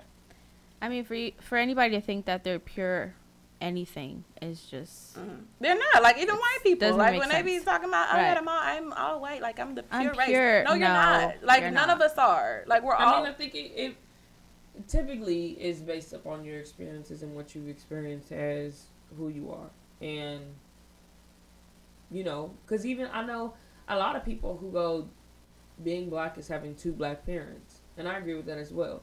And we have talked about, what was that girl's name, Meghan Markle, and how she's not a black woman, but she's a biracial. So I feel like being black, you do have to have two black parents, and then a lot of us haven't. A lot of people in general, especially black people, haven't went past like great grandma, and if great grandma or great granddad or one of those 6 or 8 who weren't. Or if they were all black, then that's just all that you knew. So I mean, that's just my thing. Like I just don't really care to nobody. I mean, I know that I'm African American, and I know that there's, like I said, the African American culture. But it's just like, whatever. Yeah, I just always just been curious just to know like where, like what country in Africa I'm from, or like. I would always talk to my grandparents, and I found out that my grandpa's mother was from like Blackfoot Indian tribe, Native American tribe. So I thought that was cool. I would always just tell people that when I was younger, like I'm from the Blackfoot tribe. You don't even know what that is, do you? So I don't know. It's just nice to like connect with our, ancestors and our grandparents, our great grandparents on that level, just to find out a little piece of like who we are. No, that's true. And to be honest with you, I think it's harder as black people, especially because, mind you, like if we go back to when our grandparents and our great grandparents, like a lot of them, like I know that my grandma, I didn't even know this, but my grandma, she says that she doesn't even like know which day her birthday's on. So we all thought it was the 24th of October, but they say, me and my cousin got into like a whole debate about it. She's like, no, it's 23rd. Did you call her? I was like, I'm gonna call her tomorrow because tomorrow's her birthday. She's like, no, it's today. I'm like, no, it's tomorrow. But I didn't know that. But like when you have that, as far as like our culture, and like they may not have regular day birth certificate, they may not know exactly like what day they were born or where they was born. Like I think it makes it harder for us to kind of like trace back and to see where we come from. So it's definitely an extra burden upon black people to see that and to see where we come from. But so we're gonna take a break really quick. When we come back, it's gonna be a little bit of Lovely. So check out these commercials.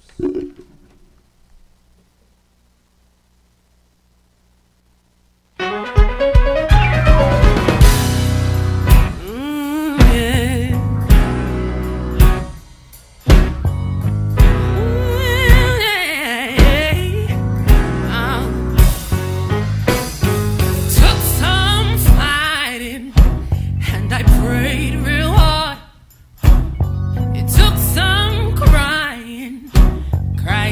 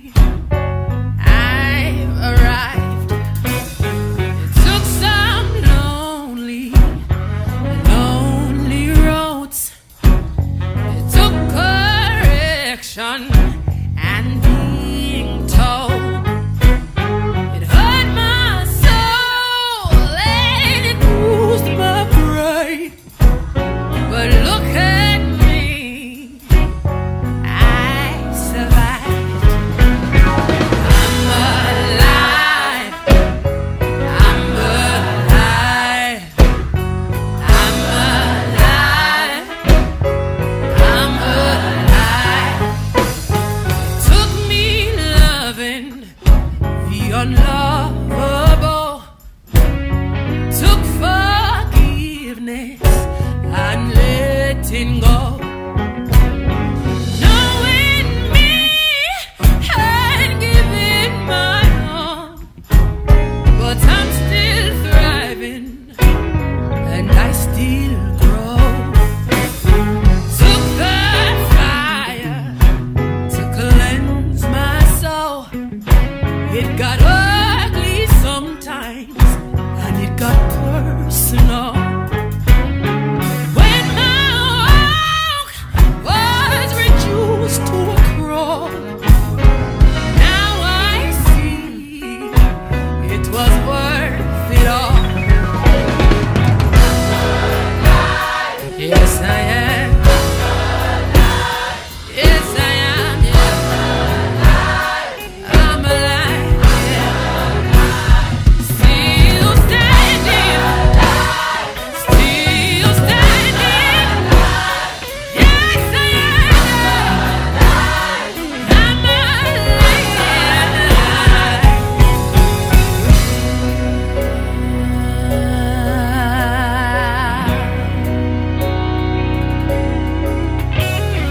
This is for everyone. Knows where I'm coming from. Making battles be fun. If you're standing and you are still living, say yeah. Say yeah. Yeah. Yeah. If you know what you've been through and you're still standing and you're still living, say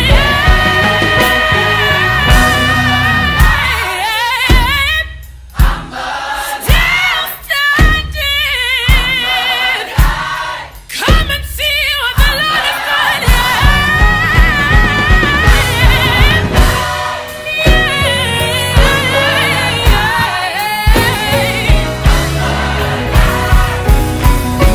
I'm alive.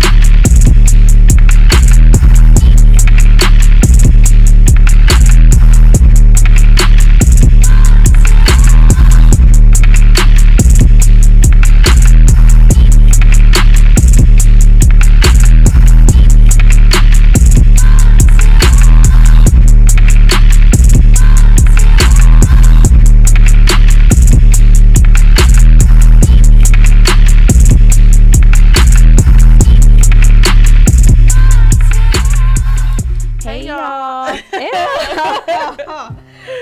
Hey y'all, we are back with more Queen Stable Talk Hey, here hey, on hey. Her Radio. Yes, we are going to get into our next segment, a little bit of Lovely with Lovely Leah. Hey y'all. So how y'all doing? How y'all doing? I'm Y'all good. can't keep doing this. I'm No. good. I'm good. I'm good. Yeah. They drive me crazy. I Come on. everybody say they drive me Good. crazy. No, I'm just kind of excited today to talk about a little bit of Lovely. So today I'm talking about Mardi Gras. You guys all know what Mardi Gras is, right? Yes. You know. Today's the last day because tomorrow's Ash Wednesday. So happy Mardi Gras. Happy end of Mardi Gras. Mardi Gras is really important to me because my dad is from Mississippi, so I grew up, going to Mardi Gras parades, going to all, like, actually in New Orleans, going to all their little second line things and, like, the little Native American parades and stuff like that. And my dad actually had a second line, my mom and my dad had a second line at their wedding. So I thought that was really cool. So I kind of want to do something like that for my wedding when I get married. So if you guys didn't know already, my dad is Creole, and it's really up for debate because a lot of times when I say, like, oh yeah, my dad's Creole, people be like, are you really Creole? Or are you just trying not to be black? Like, and it's just kind of like, no, my dad's legit, like, Creole. Like, you know what I mean? Like, if you look at all his family, if you look at the lineage, my dad's legit Creole. So with the Mardi Gras parades, I went 2 years ago. I used to go all the time when I was younger, and I have memories from that, but I went 2 years ago for my dad's birthday, and it was really, really fun. It was really cold, but we were out there with all the lights and the beads, and we had our signs like for them to throw us beads. And everybody thinks like, oh, Mardi Gras gets so crazy, you like flash people, but it's not all about that. There are like family friendly parades and stuff like that, you know, like the movies. What's that movie that came? Girls Trip, where you know, it's not all like that. But sometimes it can get a little crazy, so be careful, because my mom had a sandwich like get thrown at her. I was like, what the heck? I never heard of that before. But yeah, so with Mardi Gras there is Fat Tuesday, and then they actually take off work and school. So my sister, she goes to LSU, and she had from like Wednesday off till from Friday to Wednesday, so you can kind of like celebrate, and then everybody goes to church on Ash Wednesday, which is kind of like, you know, you partied all this time and then you go to church, you know, for Ash Wednesday. So have you guys ever been to Mardi Gras? No? I have not, but I was in New Orleans last year for All-Star Weekend, and it was the weekend before Mardi Gras, so I kind of like saw them leading up into it, but I haven't actually been. It's really, really big in New Orleans especially, and even in Mississippi and like all the neighboring states, it's pretty big. And then they have this cake too, it's called King's Cake, and then they have like a little baby, and whoever gets the baby is supposed to have like good luck or something. So the last time when we went, it was my dad's birthday, so we had like a big old Mardi Gras celebration mixed with a lot of times my dad's birthday is around the Super Bowl as well, so we had a big old Super Bowl Mardi Gras birthday for him, and he loved that because you know, he's just all about Mardi Gras and Super Bowl and stuff. So that's kind of really, you know, what I wanted to get into, and just wish you guys happy Mardi Gras, to kind of like give you a little bit of view into my background and my family. And it's really big, so we try to go every year, but sometimes like this year I couldn't go because, you know, work and stuff like that. But I don't know if you guys have any questions. It's kind of like all I really have. What does Mardi Gras mean? Mardi Gras, okay, so I came prepared. Okay, because like, you know, it's a big celebration, and I've like always heard stories, but I kind of wanted like the true meaning, so I went on the Mardi Gras NewOrleans.com history website. And so basically on March 2nd, the explorer Jean-Baptiste, he has a really long name, he arrived at a plot of ground 60 miles directly south of New Orleans and named it Point de Mardi Gras. And so when he realized it was the eve of the festive holiday, that's when he kind of like named it like, oh, this is what we're just gonna call, because it's the day before like the big festivities. So they take like Friday, the whole weekend, Fat Tuesday into Wednesday. So it's like it's kind of a long, like, I wish that I lived in an area where we could take like a break, like everything kind of stops and everybody celebrates. Yeah, that's what I like, because it's not like work too, right? No, everybody automatically gets work off. Yeah, okay. So nobody really works. I mean, unless you have like, you know, the stores and, you know, like those things. But everybody, I think everything closes early and stuff like that, because it's really serious in the South, like super, super serious. So my sister, she was like, oh, it was such a nice break, but now I have to go back. And I'm like, girl, we didn't even get, you know, a break out here, so just be grateful. But I think it's just nice that the community, that the whole like city can come together and really celebrate their, you know, history of their, you know, city and their town and everything like that. So I think that's really, really cool. It is cool. My brother, when we went, his neck was like literally filled like this with just beads that we got. Like we got so much beads, and sometimes certain beads have like certain meanings, and you get the more elaborate beads, so that you really kind of have to like scream and like, oh, like, you know, it's just really, really nice. So I wish I had video clips. But do you have any stories from Mardi Gras? Like any like funny or like crazy stories? The one about my mom getting hit in the face with a sandwich, that was pretty, I mean, it wasn't funny at the moment because she was really mad, but I thought it was kind of funny. And then if you really kind of like dance and like kind of be loud, then they'll give you like the nicer beads, like the one of a kind beads that you don't like, you know how you kind of like leave some on the ground because you get so many. Like I got a really nice one. It's like really pretty, like pearls and stuff like that. So I mean, Mardi Gras is pretty real out here, you know. And I know, I don't know if you know Daryl's in Carson. It's like I've heard of it. Yeah, they're having like a Mardi Gras well, this past weekend they had a Mardi Gras celebration. So even some like Creole inspired restaurants here will have little celebrations and little music and jazz shows to celebrate. So, and the food is bomb. So like, what do you usually eat during Mardi Gras? Crawfish, the king's cake. There's just like bread stuff. I forgot what it's called. But crawfish, like when you go to visit my family, they have it by like the what are those called? The coolers, like the big coolers.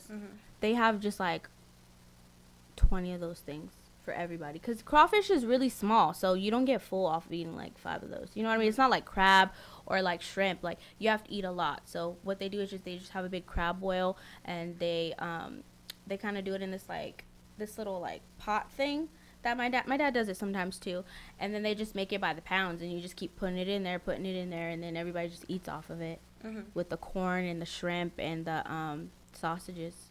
So I mean, it's nice. So hopefully next year I can go for my sister's 21st birthday, because this year it kind of went late, because since today's the last day and tomorrow's Valentine's Day, usually it's like in the beginning of the month. So hopefully it'll be around the same time.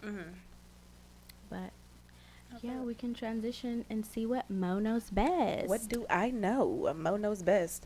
So for Mo knows best, I just wanted to talk about, keep it very lighthearted today. I just want to talk about like giving and being a giver. I'm always like trying to think about new things and how I can make myself, you know, a better person and become the best version of myself. And I'm working upon selflessness, and part of that is giving back and giving to others. So earlier today we talked about how I had a Valentine's Day dinner, and how I had all the girls come, and like we all had dinner, gave them all roses, gave them all like a nice gift, and I just pretty much told them like it was just a day for all of us just to come together, like just for us to celebrate each other and celebrate love. But I think in doing that, it's definitely showing others love and being able to give back to others and being able to make others feel special in a way. I think that it's very important, like just to give that love to others and to be able to make and to put a smile on others' faces, and it does a lot for you. And for me, I feel like I'm working on becoming more of a giver rather than a taker. And I think it's more fulfilling as a person when you do give back to others and when you're able to sow into others. And just like last week when we did the whole, a couple days ago when we did the Hub Radio Cares, and being able to give back to others and being able to feed the homeless and being able to think about others other than yourself, because so many times we get caught up in who we are and what we have and what we don't have, that we don't realize that we don't realize there's people out there who have less than us. So to be able to give to others and to be able to know that you've been blessed enough with a surplus of things, and you have a surplus of blessings. So to be able to have all of that and to be able to give back to others, it's something that it does something to you. And I'm really just trying to get more into that, and just being selfless all the way around, and just being able to just spread love and just spread peace, spread blessings to every single person that I come in contact with, you know. I mean, and it's like we said earlier, it's all about collaboration, it's all about building each other up. So in any way that I can do that, as far as giving back, whether that be giving you a word of encouragement, whether that be giving you a rose, whether that be just giving you just something that you can have with you, because I feel like that it does something for people that when you make them feel special. And I know that Maya Angelou, she said a long time ago that people may forget what you said, but they never forget how you made them feel. So to give back to others, I think that's something that is so dope, and I'm trying to do more of that in the new year. So that's definitely where I'm at right now in 2018. So it's all about giving back, it's all about selflessness, and it's all about just being able just to sow into others and to be able to give somebody else something. Which I think, how do you guys give back? I do a lot with my church, and then even though I wasn't able to come on Sunday, like I made sure that, you know, I did send something. If I'm not able to go, I will make sure that I contribute in some way, shape, or form, because I think it's so important, because you never know.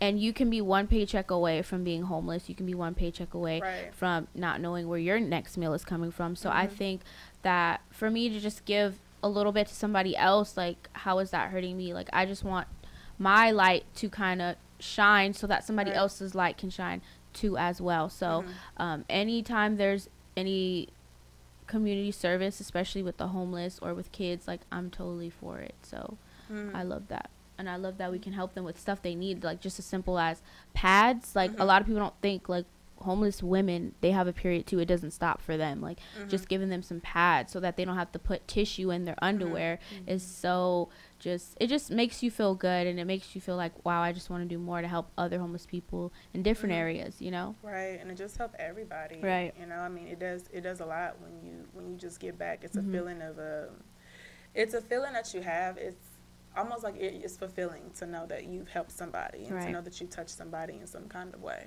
you know? What about you? Well, I always say, like, everything that I am a part of is through giving, and I do a lot, but everything is given back to the community, even, like, my choice of work with the school and then coaching. Like, I'm constantly pouring into others, and I know even, like you were saying, with the Hub Radio Cares, my weekends are always busy, but this one was really busy because of, like, the fact that I had to make the food and stuff. So Saturday I was really drained, and I was like, okay, Sundays I'm not gonna work. Like, I'm gonna just have to, you know, wait it out or whatever. But I find that, like, God, He'll give you, you know, strength and stuff when He knows that what you're doing is for you know, His people or for others. So I've just found that in people that always be like, oh, you're always doing a lot and you're always on the go, and I'm like, literally everything that I'm doing, whether it's the blog, whether it's initiative, whether it's us going to the Boys and Girls Club, whether it's what I get my paycheck from, like all of that is connected to me giving to others. So I remember when I was in 10th grade, going to 10th grade or going to my 11th grade, I don't know. But in the summer, me and my sister, she actually came to the food drive thing. But we would go to a school down here in Compton, and we would put on workshops for the kids because her mom is a teacher there. So she would let us have the kids for like an hour or two on Mondays and Wednesdays. And I remember doing that being 15 or 16 and going back to my house, which was in Carson. And, you know, it's a very nice house. And going and looking at the house, and it was just extremely big. And it was just like, my God. So that, to me, I remember the first day, me going back, and I remember looking like, if God was able to bless me with this, if God was able to keep me from everything that He has kept me from and bless me with the life that I have, then I would be dumb not to give back to people. I would be dumb to not feed into these kids' lives. I would be dumb to not give people a platform because I've just been, you know, blessed with so much. So I feel like giving is just my lane. It's just what I was put here to do. And I feel, you know, I've been equipped with it to deal with multiple things. So, yeah, that's just, it's become like a part of my DNA at this point. Right. And then also what you were saying about, like, how you may be tired, but, like, God gives you strength. I got to this point one time, like, when I was back in college, and I was a part of, like, this organization, like, where I was giving back and whatnot. And at first I kind of, like, got annoyed in a sense though, because I was worried about what I didn't have, and I'm like, I'm over here trying to get everybody else, and I was like, but I don't have anything, and I was like, so why am I giving everybody else? But at the same time, like, we can't be like that. And when you give to other people, like, whatever that you're giving, it's not a loss to you, it's an investment. So whatever it is that you're giving, God is going to give that back to you, like 10 times more, you know? So when you give, like, you have to give, like, you know, like, out of the pureness of your heart. Like, you can't give grudgingly. A joyful giver. Yeah, a joyful giver, you know? And, like, you can't be like, oh, well, you know, I don't have it right now, so I don't have it to give. But no, like, when you give out of the goodness of your heart, like, it's going to come back to you in some way, shape, or form. So that's just really what I've been on, just being able just to give to others, being able to sow into others, and just being able to just be a vessel, like, to be used by, you know what I'm saying, like, to be in any arena and be able to I guess to make others feel special and to fulfill their lives in some kind of way. Because for me, I feel like I'm good, you know. I'm blessed where I am right now.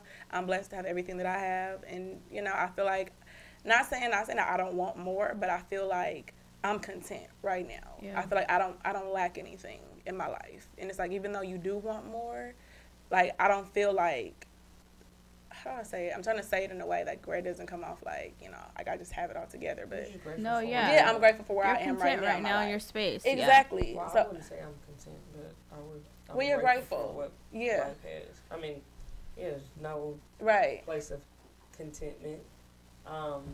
Yeah, I'm not there, but Yeah. I would also say to what you said that I mean, there's always self-work to be done. You have to figure out, and I think I posted something and I was just like, I choose to operate from my heart, and that is why I'm able to do everything that I do. That is why I'm able to get up and be out the house by 7 and sometimes don't get home until like 10:30, and always be on the go driving or doing whatever, hitting up events during the weekends. Like, I'm able to do all of that because everything that I've attached myself to, it comes from my heart. So even if you're giving, if feeding the homeless is not what you like doing, and every time you go out there you're irritated, that's not your avenue to give. Or if you sit in front of the kids and they irritate you every day and you can't seem to reach them, that's not your avenue of giving. Like, you need to figure out what is your avenue of giving. We all have something that we need to give, but you have to figure that out. Like, you can't just sit up here and say, I'm going to feed the homeless, and I'm going to take care of the kids, and I'm going to go sit up here,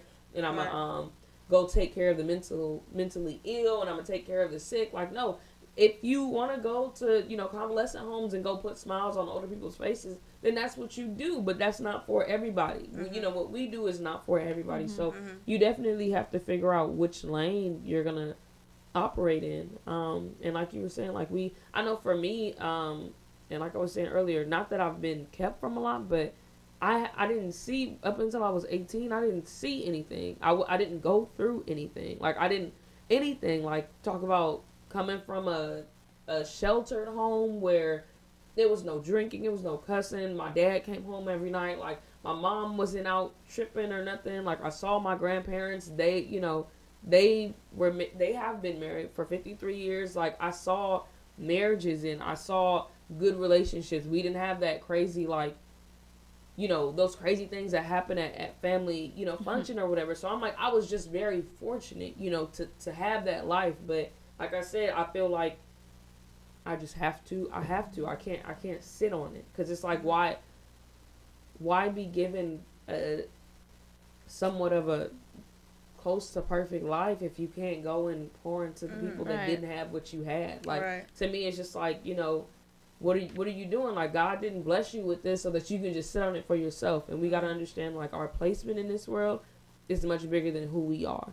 Like, you're put in this on this earth to give to somebody else and to show somebody else a way. But I think a lot of the times we work for ourselves, and I'm like, there's no way I could just work for myself. There's no way I could just go to work and do my, you know, my normal 8 to 3 and then be fine.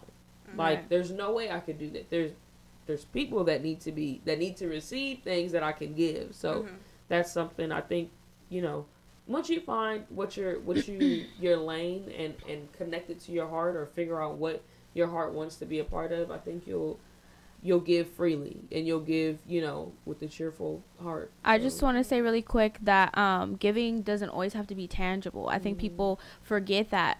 Just the other day, I was at McDonald's and people were like yelling at this manager, screaming. There was a bunch of chaos going on, and I said, you know what, thank you. And I said, you're doing a great job. And you could just see the smile on her face, like, this is a rough day for me. And I just want people to be reminded that just some kind words can be so much to somebody. And with that being said, we will be right back. We're going to go to a quick break, and then we'll be back to close out the show.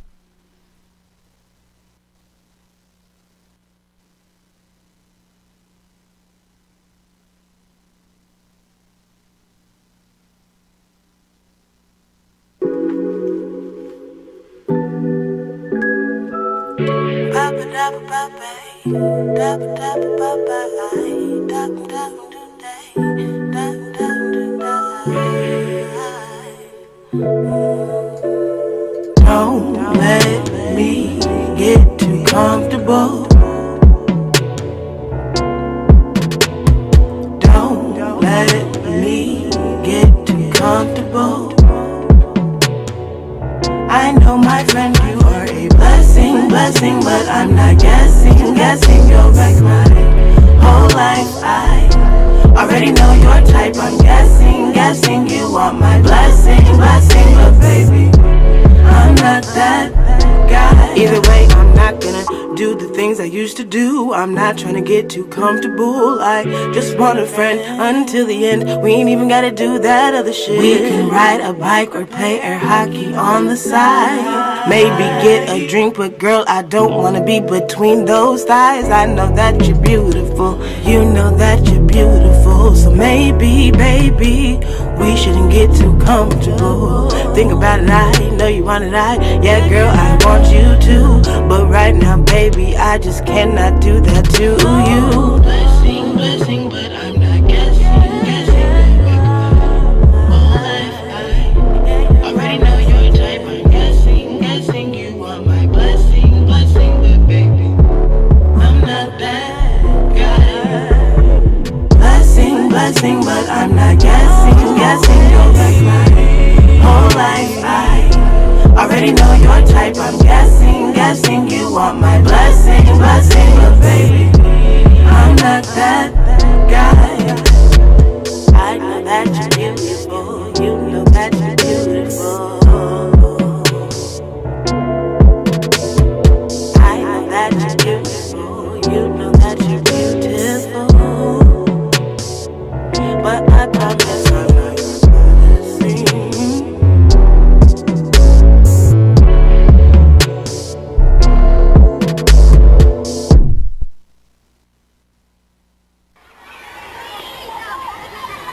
Worldwide study proves the U.S. schools are drastically far behind other countries. I just struggle with my kids day in and day out. They have such a hard time with multiplication. I need a program that works. Multiplication is probably the most difficult subject for my kids. The United States is not doing well in the classroom. We have no one to blame but ourselves. This generation needs something a little more innovative. We're either going to have to compete and work harder and do the things we need to do, or we're going to be left out in the world. Let's multiply, let's multiply, multiply, multiply. Learn our 1, 2s, and 3s. Multiply, multiply. Learn our 1, 2s, and 3s. Rhythm on the block, hey, let's have some fun. Let's multiply, let's get it. 1 times 1 is 1. Rolling with the wheels, not steady every day. Stick with it, handle your business. Let's multiply, let's multiply, multiply. We're back. Hello, you guys. We are back. Yes. Oh my goodness. So you guys, that was a full show. That was a mouthful. We talked about a little bit of everything under the sun. So we talked about black people appropriating African culture. We talked about a little bit, dabbled into like a little bit of reality shows. I feel like that could be another topic for another day. But we'll definitely get more into that as we go about the rest of our shows. Got into some Black Girl Magic. As it was a good show, very informative though. So I'm here for this dialogue. I'm here for all of it. But what you guys got going on for the rest of the week? Meetings. I have like 3 meetings this week. And then Saturday, my grandmother is turning 70, so we're doing a party for her. Happy birthday. Happy Saturday. birthday. We're doing like an all white party on Saturday, so shout out to her. Oh, that's nice.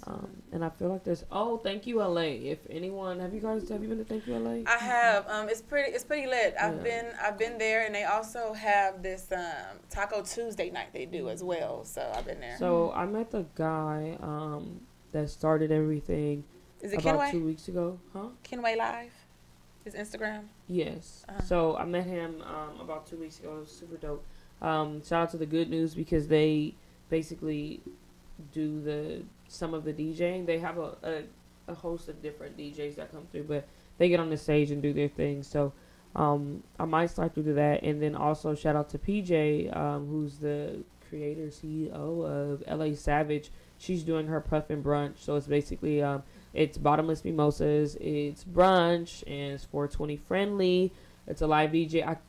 So the DJ is DJ exclusive. I don't know if it's our exclusive or if it's a different one, but DJ exclusive and DJ P Nasty would be on the 1s and 2s, and PJ is just such a light. So she's super dope. So I think that's something you should go to, and she's an incredible business person. Like she's developed culinary arts and photography and now a fashion line. So I may stop by there for a little bit. She says she'll hook me up, but of course I will support. But yeah, so those are some things to get into. I'm sure there's a night event, but I can't think of it. I was gonna say, because y'all know it's All-Star Weekend. Yeah. I said I was not gonna go anywhere near LA this weekend. I'm sorry, I can't do it. Because I already know it's gonna be a zoo, and I'm just like, because I went last year, so I'm not like really pressed to go this year. You know. This weekend's gonna be long, so. Yeah, but You working this weekend? I work on Saturday night, and then I have to go to Disneyland. Saturday or Sunday? I'm sorry. I work Friday night, and then I go to Disneyland all day Saturday, and then all day Sunday. I have church all day because I sing all day long on Sunday. When is that silent party at your church? Oh, February 25th. It's gonna be lit. Shout out to Greater Zion and the Young Adult Ministry, the Youth, Young Adult, and Children's Ministry. They're gonna have their first ever silent service. Okay, have you guys ever been to a silent party? No, I've always wanted to go. I've heard of Okay, what is it like? Because I've always wanted to go. Like 4 DJs playing at one time, and they have different colors. So it'll be like the red DJ, the blue DJ, green DJ, and the yellow DJ. So you can just switch over to whatever DJ you want to, listen to. And the DJs are basically, they can see the whole crowd. So if they're not getting, the music that they want or whatever, or the turnout that they want, they will try to turn up their set. So it's basically a battle between the DJs, but you can only hear it in your your earphones. Oh, okay. So yeah, I mean, no shade or nothing. I'm not necessarily here for it, for a church silent party. No, it's not it's a silent service. Well, church silent, whatever. I'm just why? Because I feel like we crossing over too many lines with that. Like I feel like church should be church, I mean, it's gonna be a whole service, but like for different age groups. I know, but you know what I mean? For like the children, like say we have children's church, we have our youth and young adult service. That'll be split, and then like it's at one time though. Yeah. Yeah, I'm just saying. I think it's cool. I think it's never been done. I think it's something different, something innovative, and I'm super excited about it. I mean, I've never heard of a church doing something like that. Right. Yeah, because that's just crossing like lines, And then this is a whole other conversation, but we talk about like why millennials don't go to church because like a lot of lines are being blurred in the church. So but it's like, I mean, I can understand if it was like a party going on, but it's a service. Like we're getting worship I with know, the music but I'm going on. Maybe we should. Okay, so we talked about doing a whole. Maybe that should be our for next week. That should be our thing, because remember we said we'll do some topics that we just wipe out our segments and just talk about that about why millennials are not going to church. Yeah, cause I've been trying to get into that for a long time, because I keep it real with y'all. Like I wasn't in the church. I probably was on and off in church. You got like 15 seconds left. 15 seconds left? Oh, okay. Well, either way, it'll segue into, so let's bring it up next week. Yeah, let's do it. We'll do like a whole show on it next week. Yeah. She was asking me what Mardi Gras. Yeah, I know. I'm about to say really quick. She was asking me what Mardi Gras meant earlier, and I totally just went off on a different topic when she asked me that. So it means Shrove Tuesday. I just want her to know. It means Fat Tuesday. Fat Tuesday. Shrove Tuesday. Shrove means Fat Tuesday. Oh, okay. Yeah, I just wanted to tell you that. Fun fact, you guys. Fun fact. Mardi Gras means Fat Tuesday. So, you guys, that is it for Queen's Table Talk. Until next week, you guys. Don't forget, this is where we help you discover. Unlock. Protect. You're magic, y'all. Yes. You're magic, y'all. I got too excited.